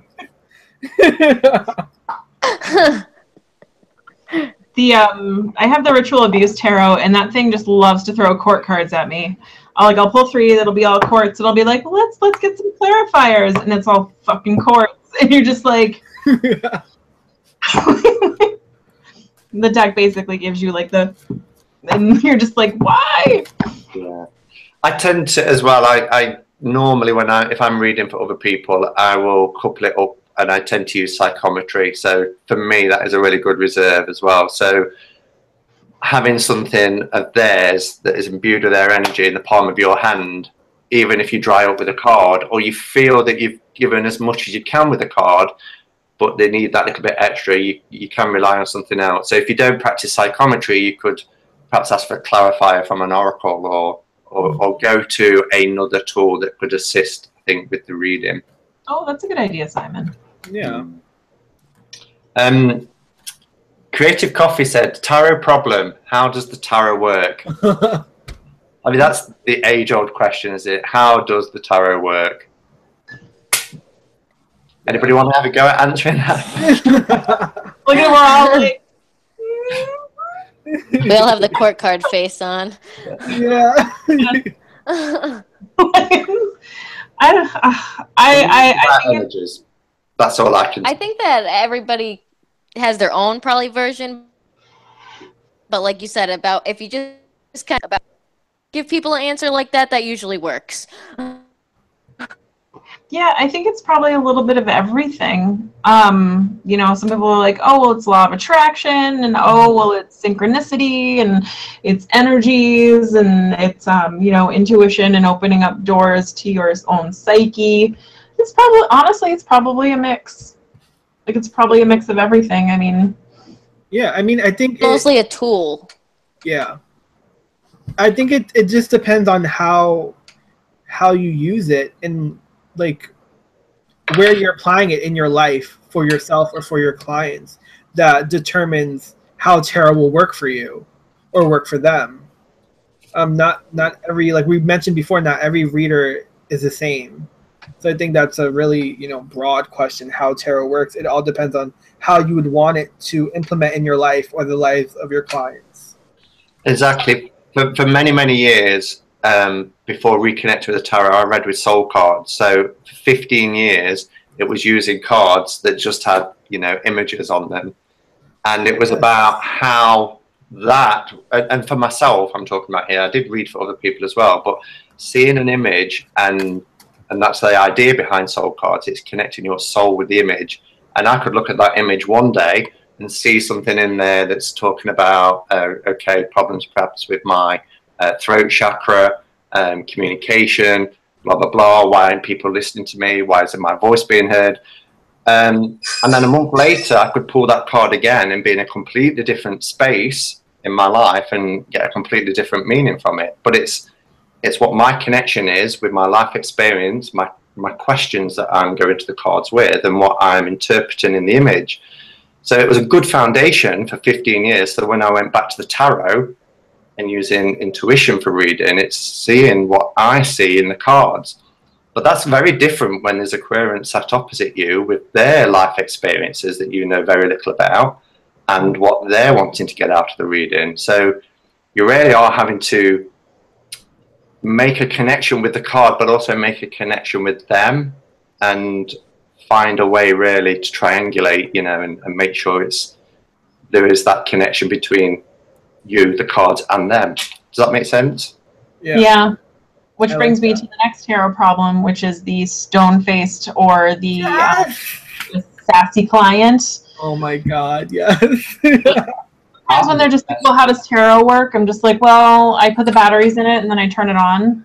Yeah. For the rest of the reading, they're just like, yeah. Oh my, yeah. I get clients like that. And I'm just like, you can sit there and just not say anything, but I'm gonna read you anyway. Like you might as well enjoy this reading or not. Like it's up to you. Like this is your money and your time. So exactly. Yeah. I mean, they're coming to you, and you know, I always say I'm a tarot card consultant. So I don't, you know, some people will come because they've got a question and they need some guidance and support around that particular aspect or that situation they find themselves in. But some people are almost come to you because they want to test you and test your ability. So therefore they're going to sit there stone faced and let's see how good you are. And okay, what would you like to ask the tarot? Oh, I just want a general reading. Oh, okay. About what in particular? Oh, you know, anything. Just tell me what the cards have got for me. Oh, you know, you won't go to a GP, would you, and say, oh, I just thought I'd come and, you know, don't have any symptoms. Just let's see how good you are as a doctor. Diagnose me. Yeah. Or like heading to the grocery store. Oh, I'm just here for some food. Well, what do you want? What are you hungry for? I don't know. Like, well, you gotta go. You gotta. Did you make out I think some clients might be afraid. Like some people, because it's like taboo, they get afraid and they think it's more of like a thrill, novelty thing to go and see. Yeah. Yeah. In which case, I just pull the Mr. T and I predict pain. I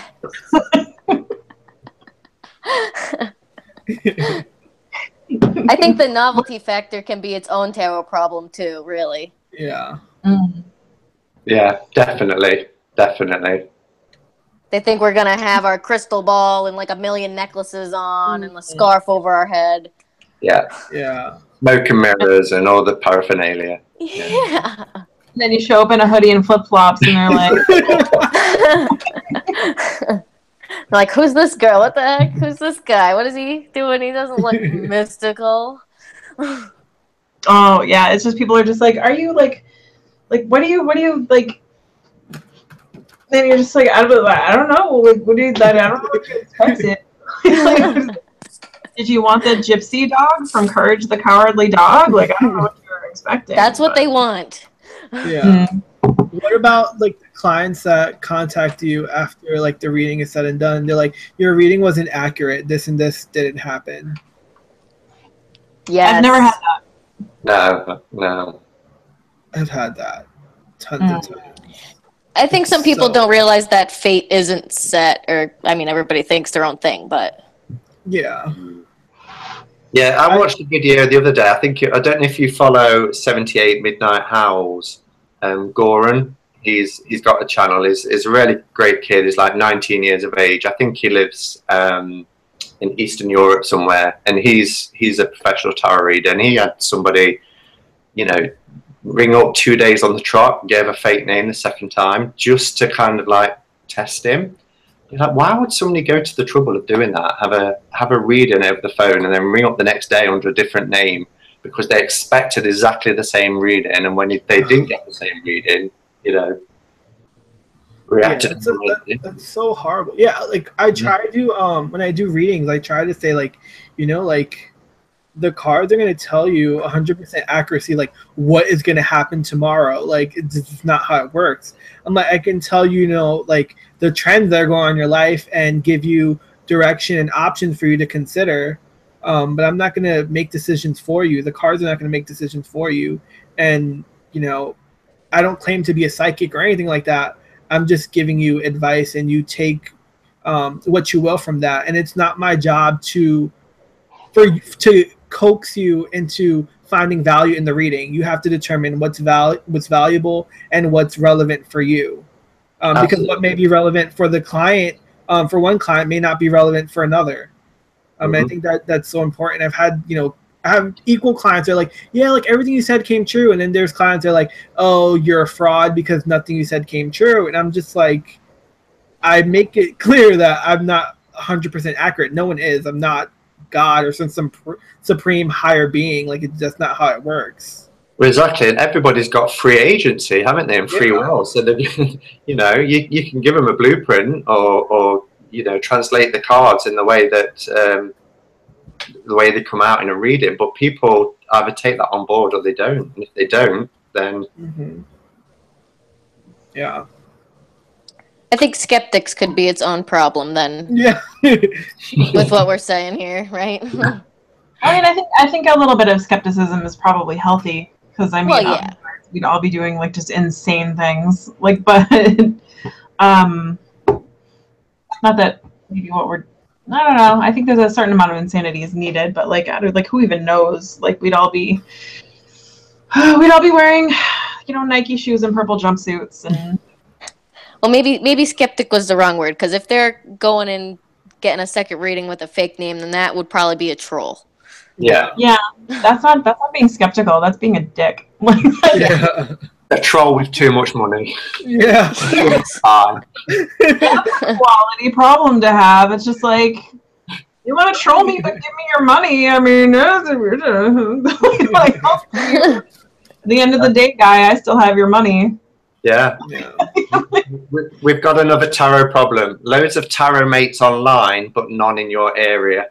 Oh, yeah. Tell me about it. That's why we're all here. Yeah. And I don't know if you guys saw, but this week, Lisa, the Tarot Alchemist, met up with Roxy from Roxy's in Australia, Eagle in Flight, and Lisa, the Tarot Alchemist, is in New Zealand. And Roxy went on holiday to New Zealand, and they met up. They had an hour together, and it was so lovely to see two people who I follow and watch, you know, meeting in real life and sharing their pictures together. So. Because we're all spread out around the globe, aren't we? And we communicate through a screen.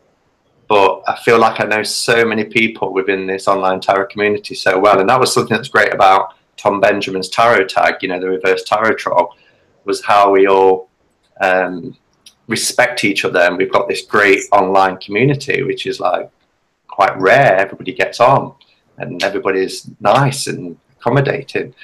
But yeah, we're so spread out across the globe, you know, we might never ever meet in person, but we've got each other this way, and that's one of the wonders of modern technology. Yeah. So I hear you, Creative Coffee. Aww. Oh, Creative, you made us all sad. Look what you did. No, it's not him. I don't know. I like, thank goodness for, like, you know, these are amazing and miraculous times we live in. You know, it's like, thank goodness for technology. That's all I have to say, which is really weird. I find it really weird to see it combined with such a weird, like an old and dated modality, I guess, if you think about like what kind of technology that we have, and then like, well, cards, really? Like, okay. Two worlds melding together nicely. Yeah. Brenda's tearing up. We've got Brenda in tears. Bless her. Oh, we love you, Brenda. Oh, Brenda. Who needs analog friends when you have online friends? Yeah. See, it is a tarot problem, but we've figured out how to solve it a little bit by all being on here. Yeah. Oh God, I had another. How about tarot problems when they shut down your favorite forum with 2 weeks' notice? Oh my God. Or is that Now I'm gonna tear up. Oh yeah. That broke my heart. Like.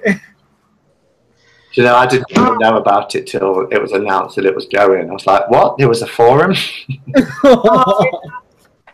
Simon, you would have loved it. Well, it was a love-hate. I actually I was kind of glad to see it go, which is not for my own reasons. I started a forum and like whatnot. I don't know. Like I'm kind of like, oh my God, this is a lot more work. Forum, like. But like, yeah, I was kind of just the energy of that forum. Not that it was stale, but I've always had a love-hate with online forums. It's like you can't say anything without having somebody read the energy the wrong way and get offended. Like it's like I don't know. It just, to me, I felt like the energy of that forum, like it was stale. It was stagnant. Like people were starting like arguing about the littlest things, and like just I don't know. Really, people were like really opinionated and stuck in their ways, and like it was getting too dated. Yeah, it was time for a nice clearing of energy, so to speak. I suppose when you're just reading typeface, though, then things can be misinterpreted, can't they? At least with this sort of forum, you get to see people's body language, facial expressions, everything else. So you know if people are joking or how they mean it. But so why did they decide to close it down? Was it because it got quite ugly, or was it just outdated, like you said? Nobody knows why. Okay. She never really said why. Okay. Yeah. But I don't know. I felt like it needed a little like you know like I said, it needed it needed the boot. Like it just. I had a couple of really not so nice experiences on there, and I was just like, oh, okay. Like, like I had one woman who trashed, like, oh, yeah, I don't know why. Like, how about the stuff that divides? That's a tarot problem. Actually, this is a good segue into it. Like, stuff that divides the community within the community. Yes. Oh my God. Like so this one woman. Go ahead. Like this one woman on a deck with somebody who clearly loved animal decks was just like, animal decks are for jerks, is like to paraphrase what she said, but she was very condescending about it, because the girl was like, oh, should I use animal decks in, in a professional setting? Like there's a few that I really like and read really well, and everybody was like, well, yes or no, maybe. And this one woman was like, people who use animal decks, like, and you're just like it was not some very strong language. It was just like, why do you have to, like, if you don't like them, that's fine. Don't put down people that do. Yeah, absolutely. Yeah. But it's just like, I find little stuff like that is kind of dividing the community in the community, and it's just like, there's so few readers to begin with. Like, why do you have to, like, what's with all the infighting? Yeah. I suppose I haven't come across it with particular themed decks, but I've kind of sensed it a few times between different tarot systems. So like the Thoth system, Rider-Waite-Smith system, Marseille system, you know, people can get a little bit like that. But I've never come across it where people are actually talking about the theme of a certain deck, like an animal theme, as opposed to, because there was a whole thing over Lumina, wasn't there? How people were saying it was a bit of a rip-off of Wild Unknown, but she'd humanized it because the Wild Unknown was an animal deck and Lumina brought in some human beings. And then she was criticised for the type of human beings, being the body beautiful, supermodel type beings. Yeah. But that's the only thing I really came across. But I mean, I see it a lot in like, I'm not going to name any Facebook groups, but in some Facebook, there's like tarot purists where like with me, like I'll read tarot with Oracle and Lenormand like all in one reading, and like people are like, no, like why would you do that? Like that's like some big no. And I'm like, what? Like, let me read how I want to read. Like, yeah, like you're hurting somebody like by doing that. Yeah. and again, there's so few of us, like not for anything, but it's like there can't be that many tarot readers out there, even like closeted and uncloseted tarot readers, like there can't be that many. So at that point, it's just like, you do you, fellow reader, not my style, but cool, you also read. High five! Like, you know? Yeah, absolutely. Yeah. Agreed. It's like you shouldn't be alienating people from the, like it's already so misunderstood and stupid, and then like, well, not, it's not stupid, but it's already so misunderstood in a stupid way, and then you're also going to add like that elitism on top of it. Yeah, for no reason. We just have to sing, "Where is the love?" Yeah. I often find myself being like, "Mommy, Daddy, don't fight." Oh, Brenda's leaving. Bye, Brenda. Bye, Brenda. Oh, Brenda will miss you. Let's see. So yeah, social media is that's its own problem. It's not even a tarot problem. Creative Copy is, she's put it a few times now about humans being in decks. She's saying humans in decks is a tarot problem. I think she said earlier, I noticed probably about half an hour ago, she said about not having enough animal-based decks is also a tarot problem. So I think Creative Coffee likes her animal decks. I don't think humans in decks are a problem. I think it's a matter of finding a deck with humans you can relate to, which, if you're an introvert, is really hard to do. But for the most part, I don't think humans in tarot is a problem. Some people read better with them, some people don't. Yeah. Do you feel that deck creators now are wising up to that a bit and doing more diversity within their decks? Do you think we're seeing a broad range of diversity within tarot decks? I think now we are, even just diversity amongst people, but so much different themes. Also, like, there's just so many decks now. Yeah. Yeah, I've seen a few decks where it's just I don't know, the diversity feels disingenuous to me, if that's Tokenistic, you mean?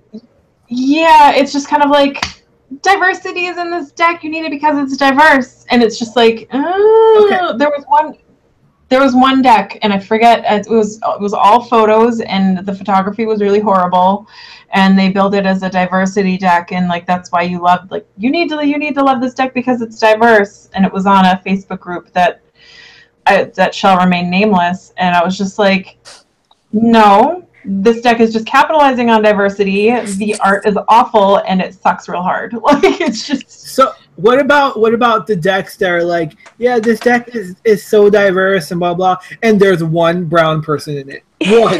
One. like, I'm just like, okay, no. Yeah. I think the first time I was aware of it was the Modern Spellcasters Tarot, which came out back end of last year, wasn't it? And that was, everybody was like, wow, there's same-sex couples, there's people of colour, there are people who are bigger build, and I got that deck expecting more, I think. Because generally, on the whole, it was still,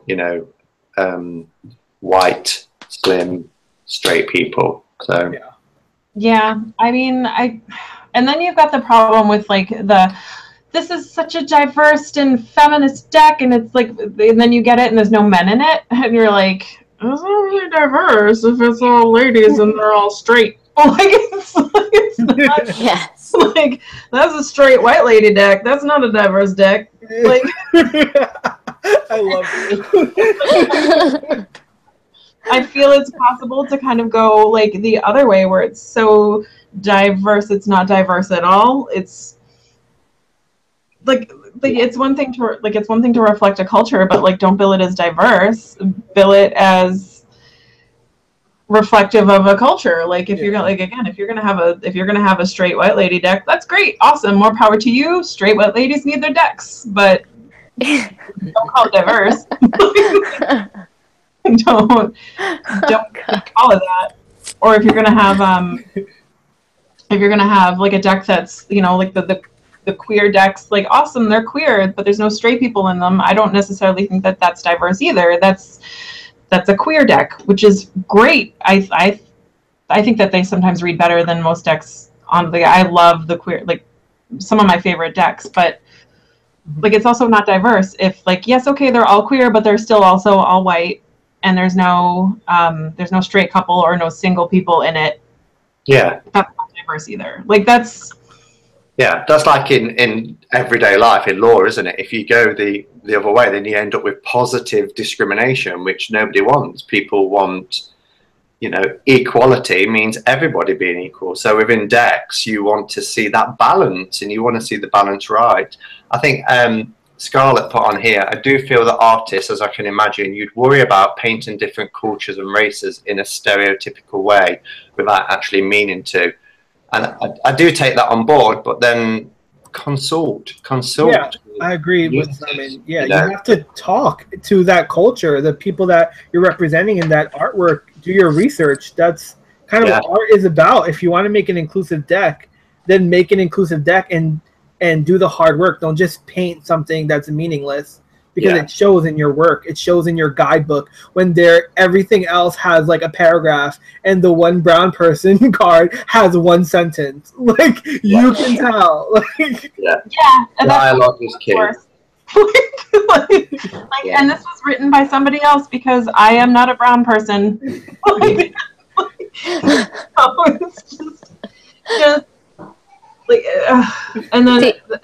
And again, truth in advertising. If your deck is not truly diverse, bill it for the culture it's supposed to represent. That's all. That kind of go back to what you were saying earlier, Holly, about how when people are making decks without really knowing, because they're not going and talking to the people of the culture that they're doing, or they're not doing enough, like maybe research, so it's not so stereotypical. Mm-hmm. Yeah, at that point, it's a deck for like it's a marketing ploy. At that point, it's not even a deck anymore. Like it's. Like that goes back to the like decks being created just for the sake of creating decks because it's being seen as a cash cow. Yeah. Yep. Also, like, what about like the Oracle decks that have tarot in the title, but they're clearly Oracle decks? Like, yeah, what's that tarot? Well, no, I'm doing it myself. What's that Oracle deck that is?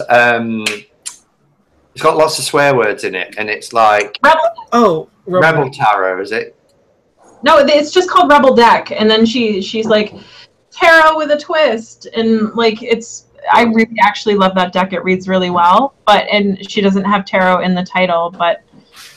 Oh, okay. I thought it had tarot in there. Somebody was talking about it today, and I was like, "This isn't a tarot deck," but it seemed to think it was called tarot deck. But. Yeah, like no. She calls it like tarot with an edge or something. I actually really do love that deck. I think maybe the wording needs to be a little bit different, but again, it's a little bit marketing. I think she understands tarot. It's like and she understands that she like I had a talk with her actually once, and she was just like, yeah, no, like I don't really know enough about tarot to create a tarot deck, but if somebody's going to do an internet search, like you need the word tarot on your like if you want to sell your deck. Yeah, but there's this as well, isn't there? I mean, Psychic Tarot. Psychic Tarot Oracle deck. Like, what is it? So it's 6 by Oracle decks, because I won't put it over with my tarot decks, but I don't know. It's confusing for people, because if people are wanting to start out reading tarot decks, okay, there is tarot cards in there. But, you get 60, is it 62? 65 cards. Or the Illuminated Tarot. I actually have that in the other room, and it's playing cards. Oh, yeah. Or Dreams of Gaia Tarot. That one drives me crazy. Illuminated Tarot. I've bought this, and I've looked at it once, which is such a shame, but I mean, it's just... I don't know. You get the pip cards, but you get some of the cards double up, don't they? So if it's a major card, you'll get it will be like the Lovers and the Two of Cups, for instance. Yeah, I guess that one drove me a little bit crazy. It drove me so crazy. I haven't played it since, which is a shame because it's a beautiful deck and the cardstock is amazing and the box is amazing. Like everything. The box is gorgeous. I mean, Let me just look at that for a box. It's just lovely. And production value, that deck is awesome. And it was so cheap. I mean, it was like £15 here, and the card stock is really, really good. So yeah, same thing for us. I think I think in the States it was like somewhere between $11 and $15. Yeah, I got mine for like 10. Yeah, and then Creative Coffee says tarot problem, or really an oracle problem. Not making artists' names clear, aka not giving them enough credit when they did 90% of the work. Oh my god, this is off so much. I think it's outrageous when they do that. Mm-hmm. They'll put a very small guidebook together, and their name is plastered everywhere, and you have to look for the small print to see who's done the artwork. Yep, that's rude. You guys, can I leave you to your own devices? I have to pee real bad. So, it's on silent. Talk amongst yourselves. I'll be right back. Fill me in when I get back. We're mounting your wings from behind. But yeah, that's mostly why I tend to stay away from the Oracle decks too, though. I feel like with the lack of the artist name on a lot of them that are more popular, I guess, without naming names. And I suppose it's much about the marketing rather than also the author, because if there is such a well-known person like Doreen Virtue or Colette Baron Reid or somebody like that, then their name sells the product. So the marketing for that publisher they'll want to go with that because they know they're going to get sales based on the name. Yeah, like reputation. And like I get that, but it's so shitty. Like when you're writing a book, like the two people, like if like for kids books, like when I was a child, they would have, the person who wrote it and the illustrator right on the front, same size font. Like, do you know what I'm saying? Like I don't understand why. Like it's a big thing. Like they create 78 cards for you. Do you know what I'm saying? Like they deserve, some props too. Because without their artwork, there would be no deck. Yeah, I mean, with what we're talking about here is a problem that's been around for forever. I mean, you think of the original Rider-Waite-Smith, and that was sold as the Rider-Waite tarot deck. There's no mention of Pixie's work yet. This was a woman who took the pip cards and illustrated them, and she was working against Arthur Edward Waite's descriptions, but what we're saying now about publishers and their marketing against somebody's name because they're a well-known name was happening way back 100 years ago when Pamela Coleman Smith just didn't even get a look in. I know, it's so bad, so bad. It's like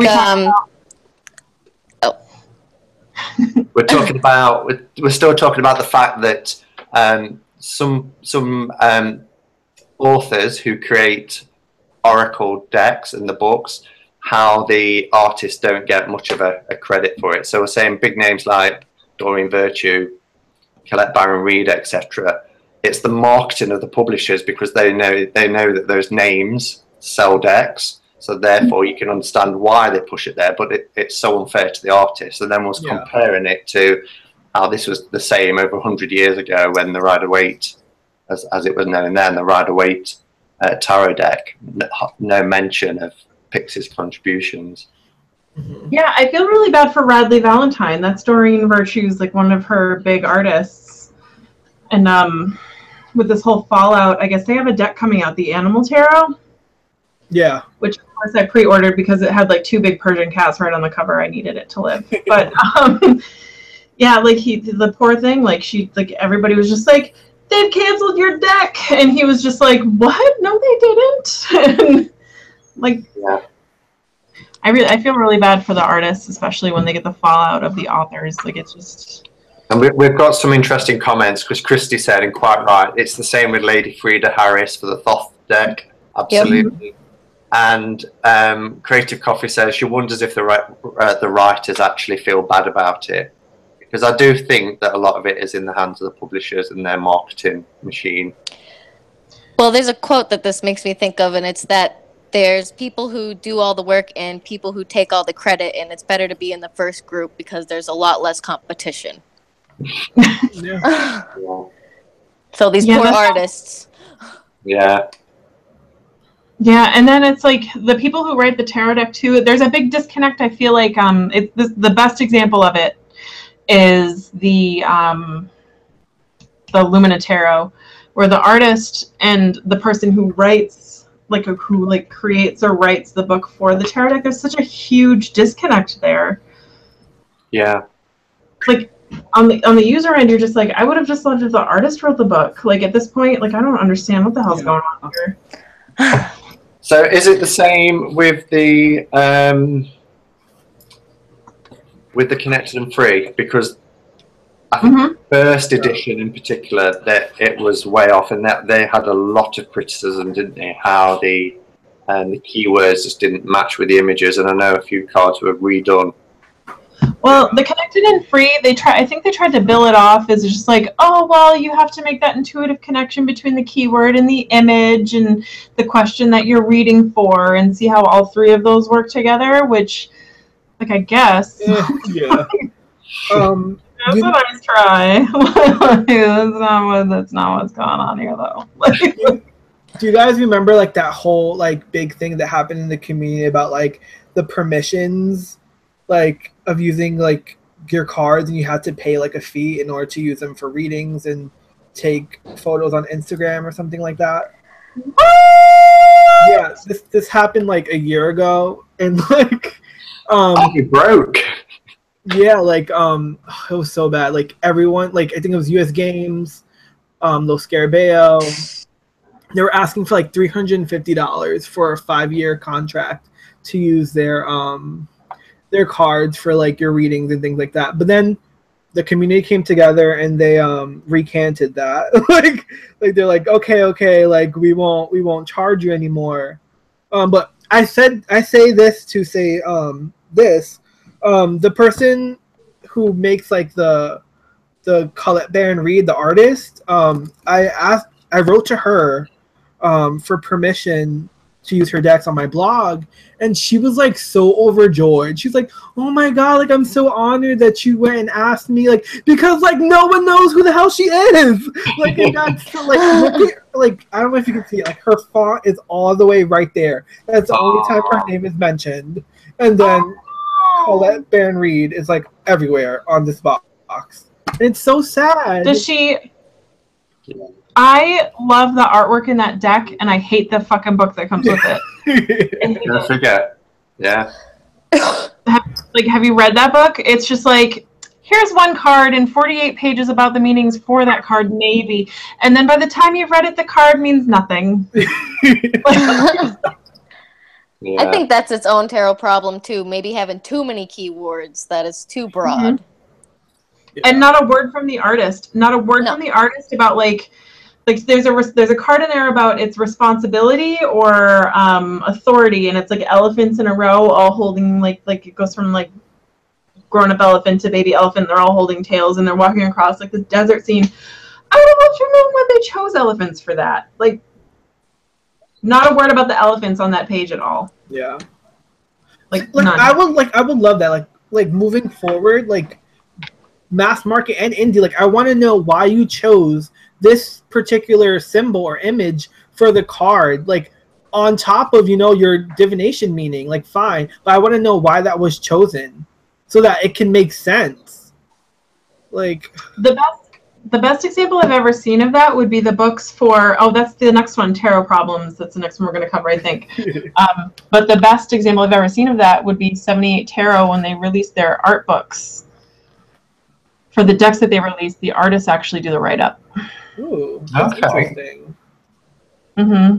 Like, most of so it's, like, a little bit like, here's what the card means, and then the rest is, like, the artist does, like, 3 or 4 paragraphs about, like, why they chose what they chose. But that brings us to the next tarot problem: collaborative decks, yay or nay? Nay. They have to be done right. They have to be done right.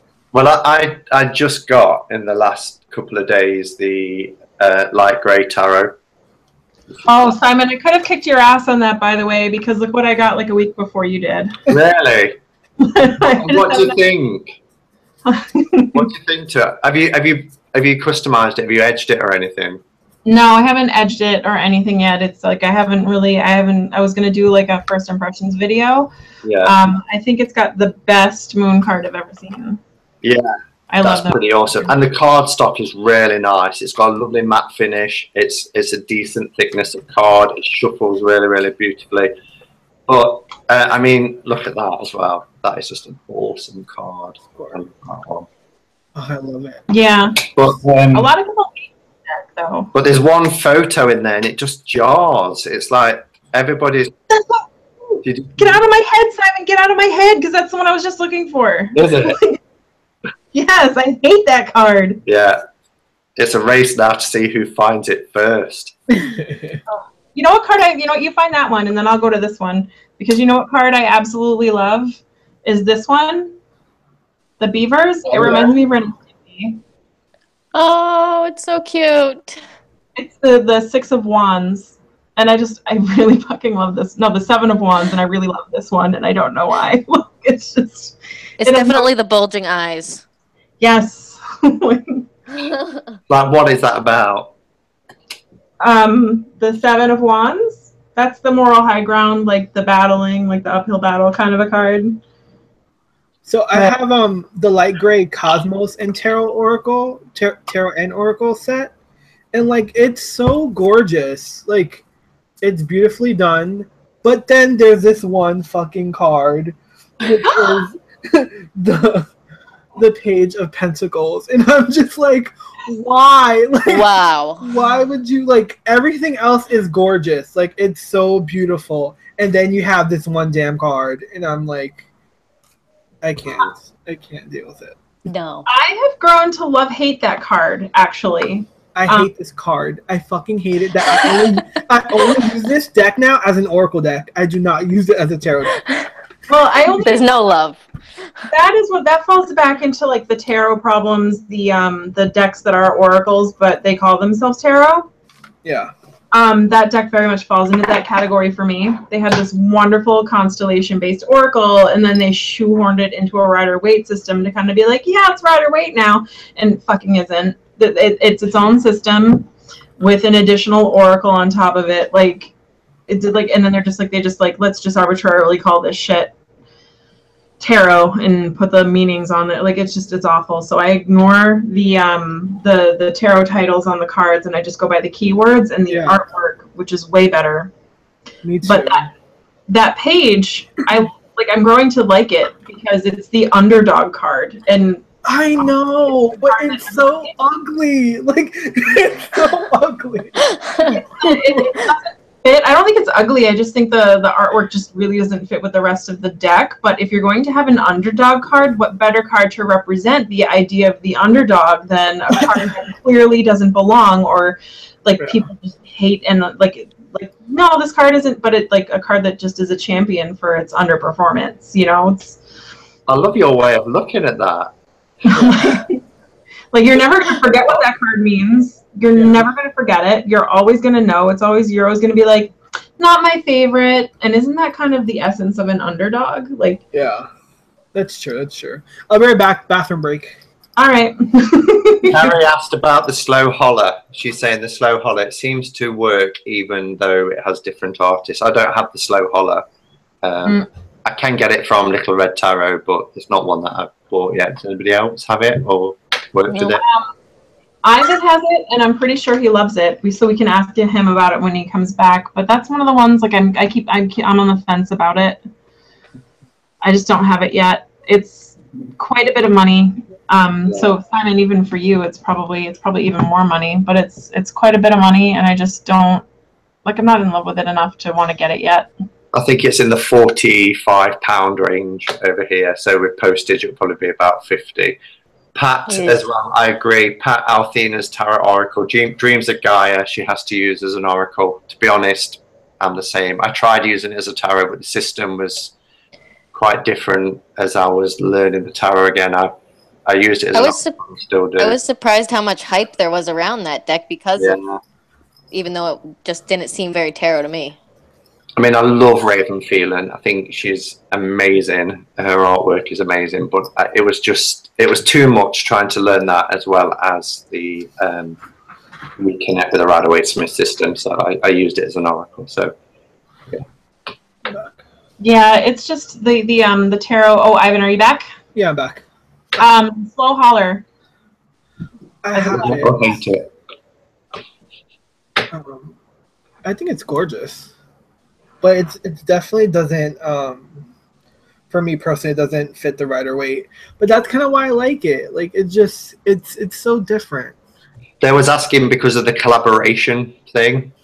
Oh, I think it fits. I think the colors and everything fit very well together. So it's okay. They got it right. Yeah. Yeah, it's hard to get a collaborative deck right. And I think the thing to remember about a collaborative deck is like they're amazing. Sorry, it's getting dark here. They're like amazing little like they're like little mini galleries, and you're not gonna love every painting in a gallery. You're not gonna love every card in a deck. Yeah. Just use that to your advantage. That's all. Find a way to make it work. I mean, like I like when it sticks to like a theme or a color scheme. If you're putting every artist to its own devices, it can get a little messy. And then like another thing that while I do appreciate having each card have the artist on it, that can become so like messy because like every has the title of what the art was and then the title of the card and then the name of the artist. That's doing too much. Are you talking about the 78 tarot cards right now? Yes, I am. Yeah, I don't know. I love that.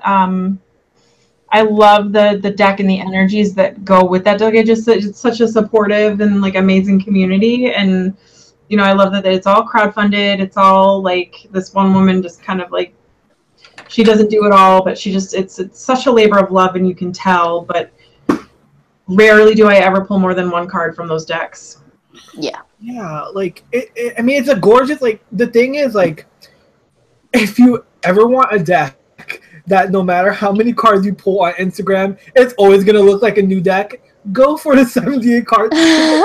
Pull one card every single day, it's gonna look like you have 78 different decks because the art is all different, and that's fine. But for me, it looks a little disjointed in a reading. Like. We need to say goodbye to Beta. Beta's going, so good night. Bye.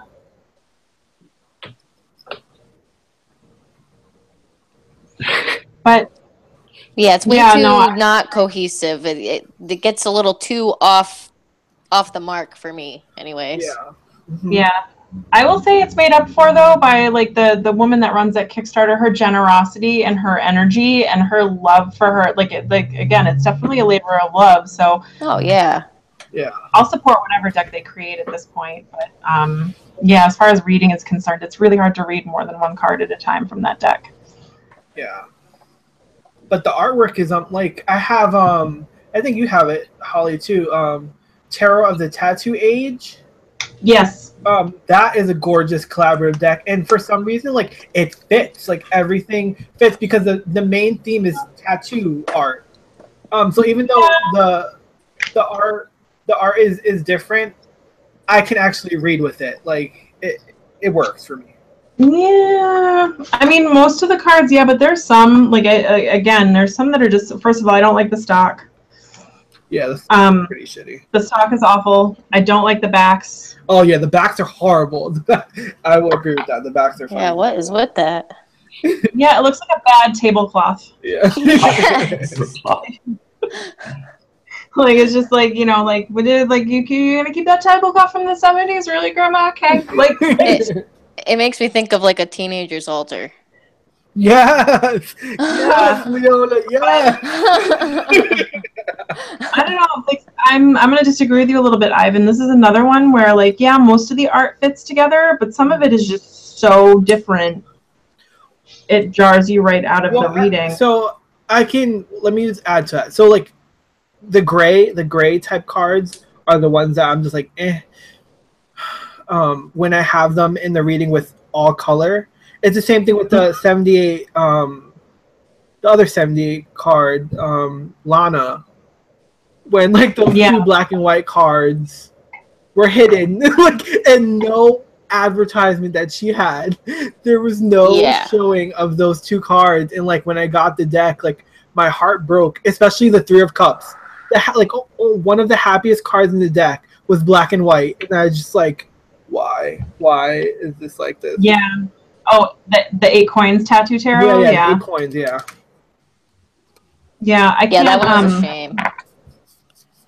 I am like, I've debated trying to find that one. Like, people want $90 for the indie printing on that deck without a book, and I'm debating getting it because, no, it's U.S. Games, so it shouldn't be too bad when it comes out. For whatever reason, I had it in my head that it was Schiffer, but thank God. You know when it's coming out? It was supposed to be this summer. Yeah. Oh. Hopefully, who knows? Hopefully before the end of the year. Yeah, I mean, you said they're gonna color those 2 cards, yeah, right? They made her color them. Good, yeah. I still say she should have done 2 decks like the efflorescent with the black and white and the color. Yeah, like that would have been cool. Yeah, that would be. Or having like the bonus cards where the 2 are uncolored, but then like there's just extras instead of having the title card. I think that would have been really cool. Yeah, but no, why would they do that? That would make sense. I'm glad at least you said it's U.S. Games, because I have nothing against their card stock or anything. They're such a nice company. Like except for when you're talking about their Rider-Waite copyright. Wow. Yeah, well, so when I asked them, and like this whole like big thing happened, they responded to me really like right away, and I asked them to use the Rider-Waite Smith in a book project that I'm working on, and that fee is crazy. Like the fee to like incorporate it in a paid book is a lot of money, but to use it on blogs and Instagram and social media, it's free now, which is it's good. It should be. It's been around forever. Too. So we have to say goodbye to Creative Coffee. Bye, Creative Coffee. Creative Coffee. Bye. Aww. But yeah, no, I don't know. I think that deck is just so old. It's just so hard to imagine. It's hard to imagine that there's even still a copyright on it. And then like, what do you do with cards that are clearly inspired by Rider-Waite? Like does U.S. Games go after people who use like the cups on a rainbow? Like, what do you do at that point? Because if you don't protect your copyright, you lose it. Which is why you see a lot of big companies. Like, there are some companies they don't want it. Like bigger companies, they don't want to go after the little guy, but they want to keep their copyright intact. So they're just like, well, we have to. Like the way the law is written, you have to go after people. I think the line would get kind of fuzzy because there's so many clones and stuff from the Rider-Waite. Yeah, I think the only company that denied me permission was Hay House. Did you do it anyway? But everyone else is pretty good. Like, because it's social media, and like the thing that like blows my mind is like when you're sharing like a card, when you're sharing this card and you're putting it like this is the centennial version of the Rider-Waite Smith. You're promoting essentially for them for free. Like that's like what like, blows my mind. Like I don't understand. Because like let's go to like the makeup community, right? This is a thing of mascara and I'm promoting it. You're gonna pay me to promo that mascara. It's not the same in our world, apparently. Like we're promoting a deck for you and like it's against the rules. It just makes no sense. Yeah, there are very few people in this community. Like, there's I know of like 1 or 2 people who like a handful who maybe get free decks to promo at that point. But beauty bloggers get sent stuff all the time. Yeah, I mean, I don't know. I think it depends on the size of the channel, doesn't it? Really, and if channels have got to a certain number and therefore they're having commercials attached to them and advertisements, then they're likely to perhaps have things sent. Yeah, well, like I've had people, have had companies try to have interest to send me things, but some companies will be like, we'll send you this, but we want you to have a raving review about it. And I'm like, what if I hate it? Do you know what I'm saying? So like I deny it. Like I can't do that. Like it's fine getting free shit and free decks and free things, but when they want you to have a glowing review for a product that is coming out or, you know, is going to be kickstarted, I won't do it. Because what if it's shit? Like what if the card stock is horrible? What if? So are you saying that you can't, or they don't like you to be honest in your reviews? Well, like so not all companies, but some companies want you to promo it in the best light possible for them. So I'm sure they'll suggest. They'll suggest.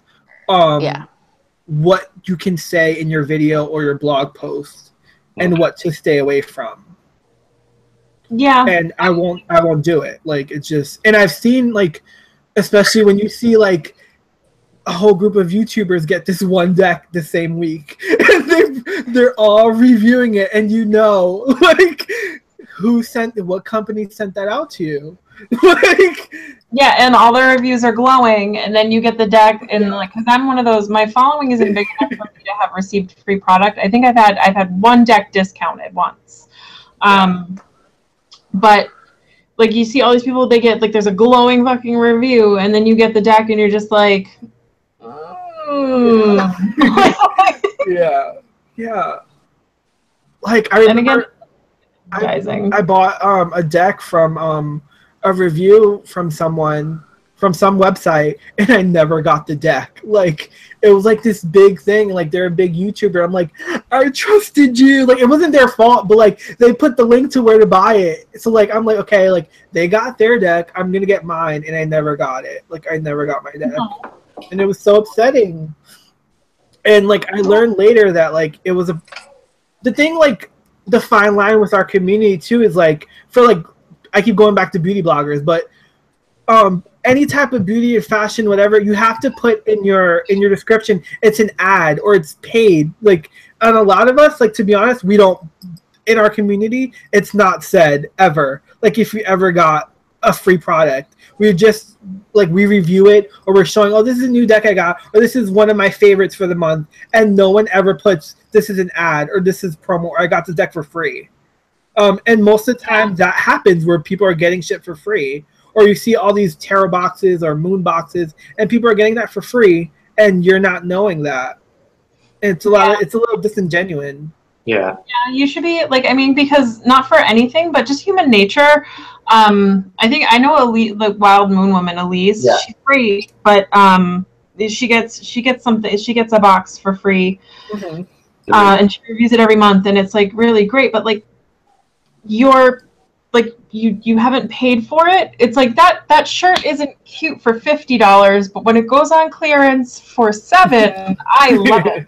Like you see, you know, it's yes. You know, the perceived value versus like the actual value, or like, you know, like the intrinsic value of whatever it is that you've paid for or have not paid for. Like, I'm sorry, like I'm gonna love something more if I got it for free. Like, because then if there's something you don't like, you don't feel ripped off. Yeah, exactly. So you're like less likely to say you don't like it. And another thing too, why people have like the glowing reviews is because, like, let's say you're getting product from a major, let's just say hypothetically US Games, right? And you give like a shitty review on one of their decks, then you're put on their "we will never send you anything again" list. So then you're fucked. Then you have to pay everything out of pocket, and why would you want to do that if you're able to get it for free? Do you know what I'm saying? So it's like I don't want to put myself in that situation, so I'd rather not. Yeah, I think there's a fine line between giving, like, I mean, you can think of, there's positives and negatives to everything, but there's a fine line between being a shill and then being a negative asshat too. Like, it's just be honest. Yeah. Like, and like, it's fine, like, saying that you got your deck for free or you got your deck for review by XYZ company. That's fine. That's not, like, as long as you're honest, with saying you got this deck or this product for free, and then continue. But I'll look at a review when clearly I can tell that they got it for free because like 10 other bloggers got it at the same time, and it's just like, And usually before the release date.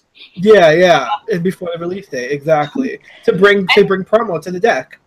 At that point, if you're going to get a deck for free, you should review it like you paid for it. Like that's all I ask for from those people. Like I don't begrudge them anything. Like awesome. I wish I had that kind of success because I certainly wouldn't have shelled out as much money for decks. But I expect the people that get the decks for free to review them like they paid full price for them. Yeah. Like put yourself in the shoes of the people that you're like. Put yourselves in the shoes of your audience. Like that's. I think this kind of like goes to a different tarot problem where like Ivan, I totally see why you wouldn't want to because that goes into your ethics. Yeah. And that's a whole not a problem really, but for some people I could see like just their ethics in general around tarot being a tarot problem.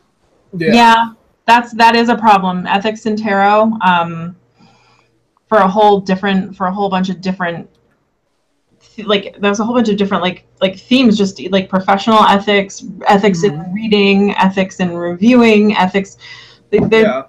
I love me some ethics. I could talk. Yeah, that have to be a whole nother chat. I know, yeah. Yeah, I just think it's with great power comes great responsibility. Spider-Man. I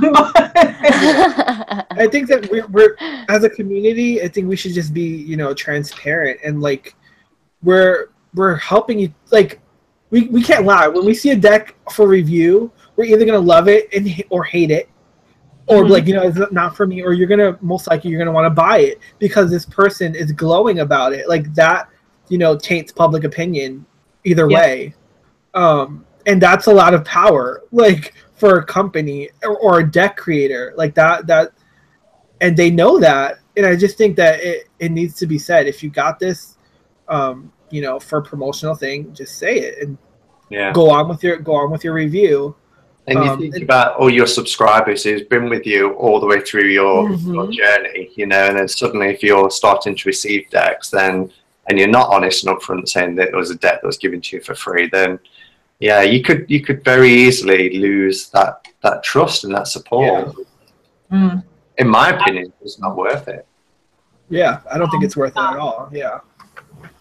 Like people subscribe to you and listen to you for a reason, and you hold a certain amount of trust. Like Simon, you're right. You hold a certain amount of trust in your hands as far as that's concerned. Like these people trust your opinion. They trust, like what you've said in the past. Like you're only as good as your word, and as soon as your word is broken, you're fucked. Yeah, absolutely. Once it's gone, it's gone. You don't get that back. Also,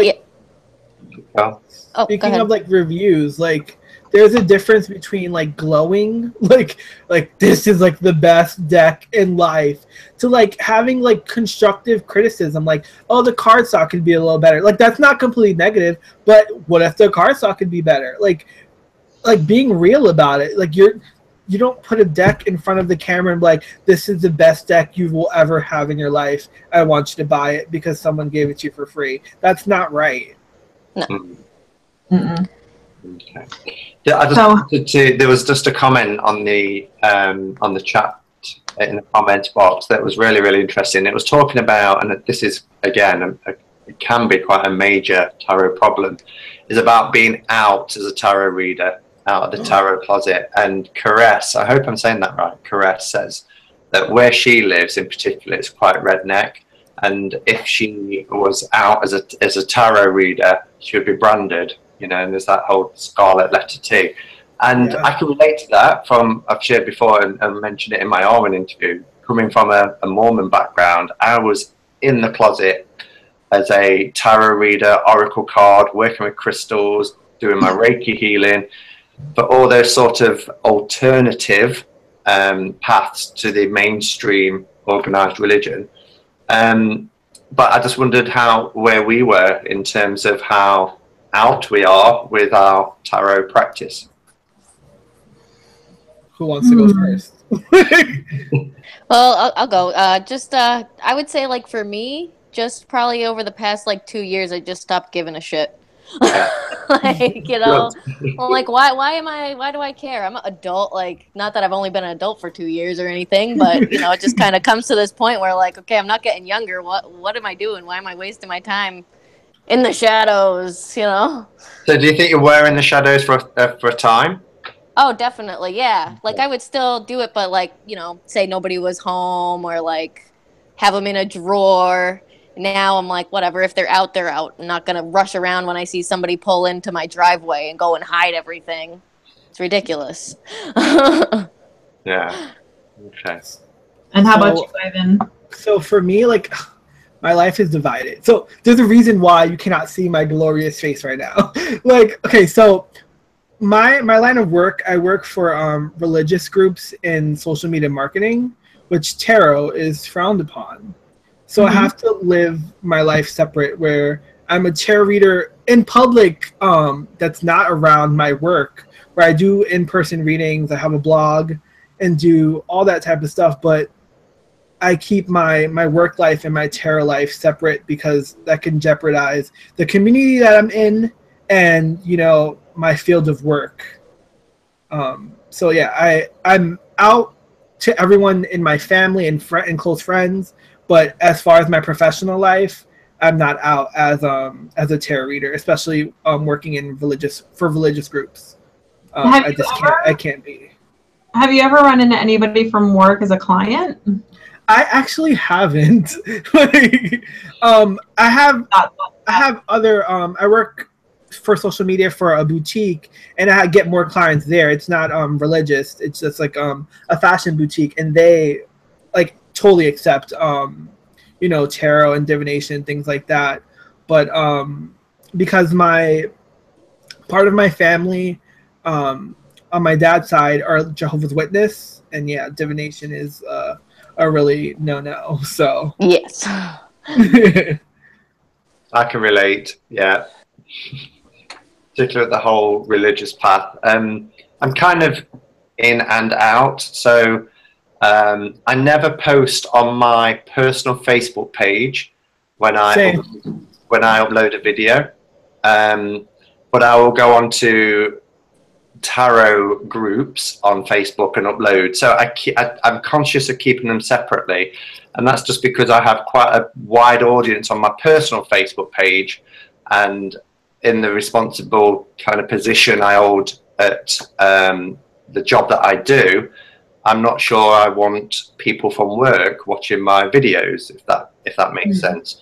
But in terms of family and friends, they all know and accept it now. Some don't like it because some of my family is still in the church, but they just leave me to live my life, and I do the same. There's that mutual respect there. Yeah. When it comes to work, I get that because, yeah, it's if people and there are people at work who know that I read the tarot, and I've given readings to people at work, but I just don't want to upload. I've just put a video out on such and such on my personal page because it's far-reaching, you know. I think that's also like what was like with part of my problem with being completely out about it was just a level of privacy. Not that I was really afraid if anybody knew, but it's just kind of my own thing, and I don't want people asking a bunch of dumb, annoying questions, you know? Yeah. I mean, yeah, I guess, you know, there's not dumb questions, but when trying to explain, putting like trying to verbalize, sometimes because it's not necessarily a belief system, but it's a habit and it's a thing that you believe in. Trying to verbalize that sometimes in a way that makes sense to other people can be really difficult. Really, really difficult. So when you're trying to like, oh, well, what do you do when you're doing tarot? Why are you doing that? How does it work? How does it like answering those questions is exhausting. It's not always going to make sense to the other person, and I don't fucking feel like being judged. Yes. Because I'm just going to sit back and I'm going to do it better than you. Can we say hi to Diane as well? Diane's joined the room from the Mystical. Hi, Diane. Hi. Oh, yeah. I like to So I don't know. I don't know. I'm not necessarily out or in.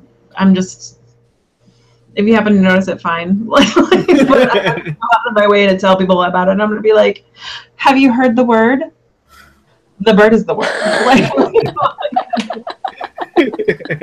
Oh, I just thought everybody heard. Like, you know, it's Like, do you have a moment to talk about our Lord and Savior Tarot? Like, hunted down. But if that would be the most fun thing to go around and to people and tell them that.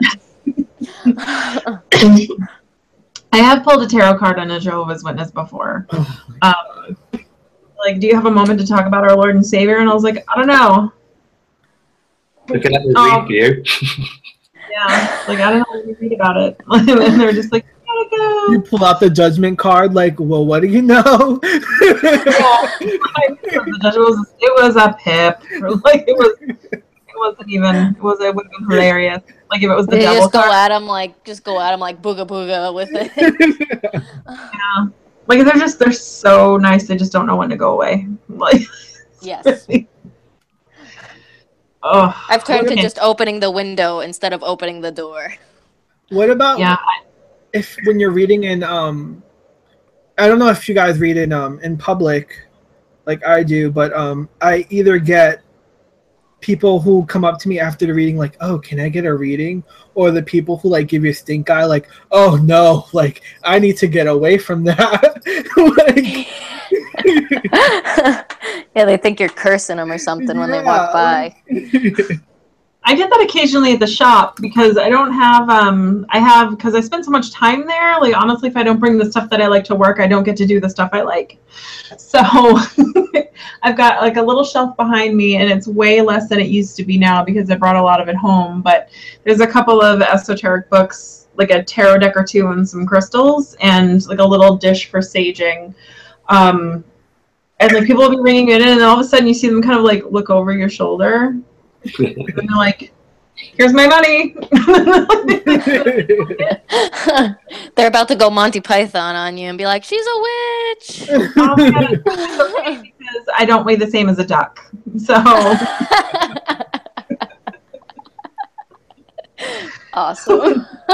I remember I was in Starbucks with my dad, and he was getting us coffee, and I'm sitting found a place to sit, and I was shuffling my tarot cards, and this lady was looking over at me, and she's like to the barista, you allow that here? You allow those demon cards here? And I'm like having a panic attack, and like she's young, so everyone's looking at me, and and she's like, those demon cards, like you have demon cards in this Starbucks. And I'm like, oh my God. And she went to my dad, she's like, you guys are going to hell. And then my dad's like, Ivan, I guess we're going to hell. Does anyone want anything? And then this guy was like, can I have another coffee?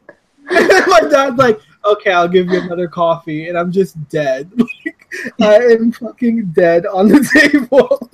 Like, oh, that's awesome. yeah, like I mean, like, I don't know. It's just like you wouldn't act that way. Like if there was a baby at a Starbucks, you wouldn't be like, you allow those demon things there? It's just, you know, like everybody has stuff in their life that they don't like, but you shouldn't be yelling about it loudly when you see those things you don't like. You do you, let those other people do them, and then nary the twain shall meet. Like, it's conditioning though, isn't it? I mean, I see it from the other side too, because my mum is very much sort of like that, but I understand that from my church background, because that has been, you know, drip fed into her over years and years and years, that anything that's classed as being the occult is, you know, is of the devil. So I get it, but I just don't think people should call each other out for it in Starbucks. Yeah, but it was so bad. I can understand it, and I think there might have even been a time in my life where I was kind of like, oh, I can't, because as I mentioned before, I discovered the tarot when I was 16 and worked with it for a bit. And then thinking, oh, there was a time when I was, you know, going down a different path. But yeah, it's conditioning, and lots of people have been conditioned. Yeah. Yeah. There's being conditioned to be adverse to something, and then there's again being a dick about Being it. an asshole, yeah. Yeah. It was totally like when she left, I was fine, but I'm just like in that moment, like it wasn't the first time that someone was like rude to me, but like and so loud in Starbucks that everyone was watching me. I'm just like, oh my god, I just wanted a coffee and a brownie. Like, what have you done? Like, you have tainted my tasty treat. yeah. I will never forgive you. But you should. You should. Ivor, when you go in Starbucks, do you give them a random name so when they shout out your cup? Well, I'm in New York, so there's a lot of Starbucks. So like, I don't think they'll remember me. But like, well, I always do that because we don't have many Starbucks over here. We get lots of Italian coffee shops, but when we go in, Starbucks is the only one that asks you a name so they can write it on the cup. And we come up with all sorts of, and then they know that you're making up names, so they're shouting, "Fly to blue bottle fly."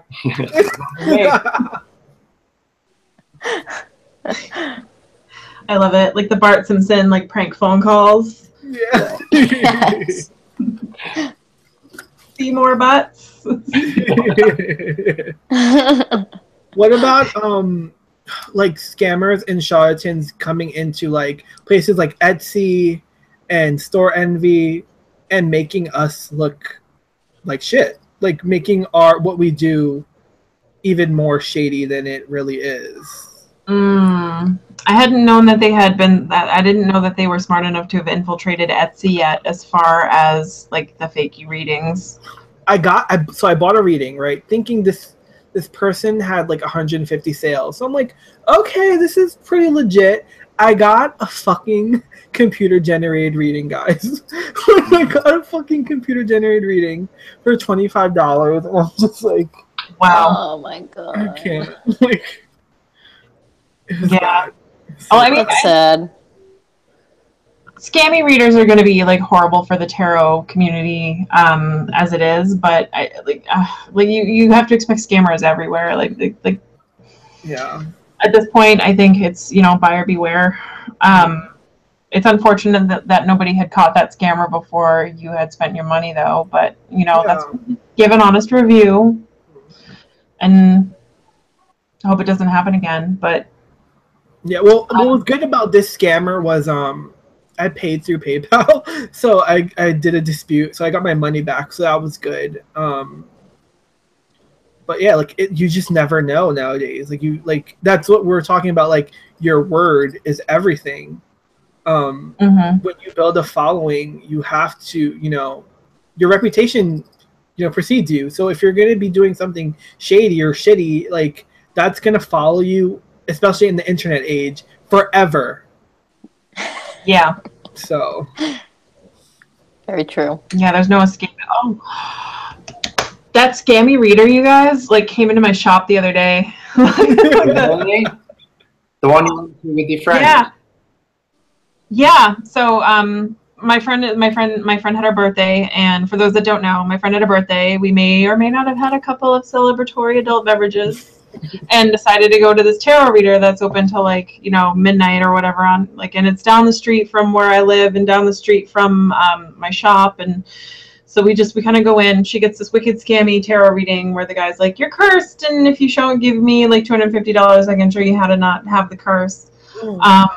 But the shop is close enough where his boutique was close enough to my boutique, but I never expected them in. They have a Chihuahua. So he comes in, and thank God he didn't recognize me. And I was just like, did you charge him like $300 for $30 dog collar? Yeah. No, actually, he came in, and I sell these little cooling scarves that are filled with those little beads that soak up the water and get really big. So you soak it in water, and then you put it on your dog's neck because dogs don't sweat. So as that water evaporates off, it helps to cool their body temperature down. They're $10. Which is like a little high for maybe what it is, but it's got a cute designer pattern on it and whatnot. But it's like it does its job. It's you're gonna at least get your $10 worth out of it, right? So he comes in and he's just like, "Oh, that's really cool," and he goes, $10. That's really expensive. Oh my god! Oh, well, it could be $300. I'll even remove a curse for you. I'm biting my tongue because I wanted to see if you remembered me. does not remember me at all. And then he proceeds to like take the Chihuahua, who was kind of like, you know, it's like Chihuahuas are either amazing or they're not. Like they're either friendly or no. There's no in between with them. And he's sitting outside the shop on a motorized scooter with this Chihuahua, like barking at everyone while he yells at somebody over the phone about his mother. And it was just like the biggest scene. Oh no. So I feel like karma delivered unto me a little present. Like, yeah, this guy might have overcharged you a ridiculous amount for this reading, but like his life is terrible. Like, okay, at least I'm not a hot mess. Like that. So yeah, it was like amazing. I can't believe like he finally like, but like the day they go online, I rue the day because their website was what sucked me in. Like it sucked me. Like I looked it up. They offered services that only legit people would offer. Like between energy readings, they offered energy, Reiki, they offered aura cleaning and aura like it was like a lot of light worker stuff. Mm-hmm. And generally, if you're a scammy tarot reader, you're not offering like kind of stuff. No, they're usually offering the break the curse. Yeah, they're just like, oh, it's just a tarot reading. Like when, you know, their menu, like their online menu looked amazing. And then you get there and it's just like, yep, you just get this like one tarot reading. That's all we offer. And you're just like, you got to sign outside this as you read tea leaves, which not for anything is a pretty like studious discipline. Like it's not something you learn overnight. Like you can't. So Diane's saying that what he did in terms of the scamming, pay extra to remove curses and stuff is illegal in her state. Is it not illegal where you are, or is there anything you can do? Yeah, it's a charlatan. No. I think it's like charlatan law or something like that. Yeah, no, because tarot reading is, and I'm pretty sure in the state of Massachusetts, tarot reading is seen as a form of entertainment. Yeah. That's how. So you have to be a licensed fortune teller. And yeah, like. In New York, I buy an entertainer's license every year. Yes. To read, yeah. So I mean, technically, in the name of entertainment, you could like, you know, pull your pants down and poop on your tarot cards. And be like, oh my God. So, you know, like you can, because it's billed as entertainment, like pretty much anything goes, and you just like, well, you were entertained. It's like it's seen like, you know, they don't be like, well, when you go to the movies, they shouldn't charge you $40 for popcorn. Like it's, so I think that's how they get away with it. But Brenda's surprised that we're still here. Yeah, 3 hours in, Brenda, we're still here. Yeah, I'll go tell you guys call it quits. You let me know and well, I'm about to dip. It's 1:20 a.m. here in the my God, Simon, you should have said something. Good God. And I came on at 10:30, but it's... Jeez, I'm crow. I thought I was bad being past my old lady bedtime. Oh my goodness. I'm glad you have old lady bedtime too. I've had a real blast chatting with you guys, so the time has just flown. Who would have believed 3 hours in would still be going strong and talking about problems? Yeah, I had no idea that we were 3 hours in. I was like, oh, what have we been on for like an hour or two? And then somebody mentioned, I was just like, what? I still have to make dinner. Oh my God. Right? Yeah, so I think it should. Are you guys of the consensus that maybe we should call it quits soon? Whatever you want to do. I'm outie anyway. Okay, so Leona's gonna go. Simon, it's way past Simon's bedtime. So why don't we agree that we should do this again soon, though? Yes. This is so fun. Definitely. Yes. All right, so I'm gonna say we're gonna log off, you guys. It was awesome talking to everyone. Everyone who participated in the chat portion of live chat, thank you so much. I'm sorry we didn't get to readings. I'll make it up to you at some point this week, though. I'll do some readings. But if we're quite honest, I'm a little energied out between like the 3 hours of chatting and then all day Reiki. Like I am exhausted. Right. So, all right. So thank you, Tarosphere, and we will see you later. Thank you, everybody else. Bye. Good talking to you guys, my tarot friends.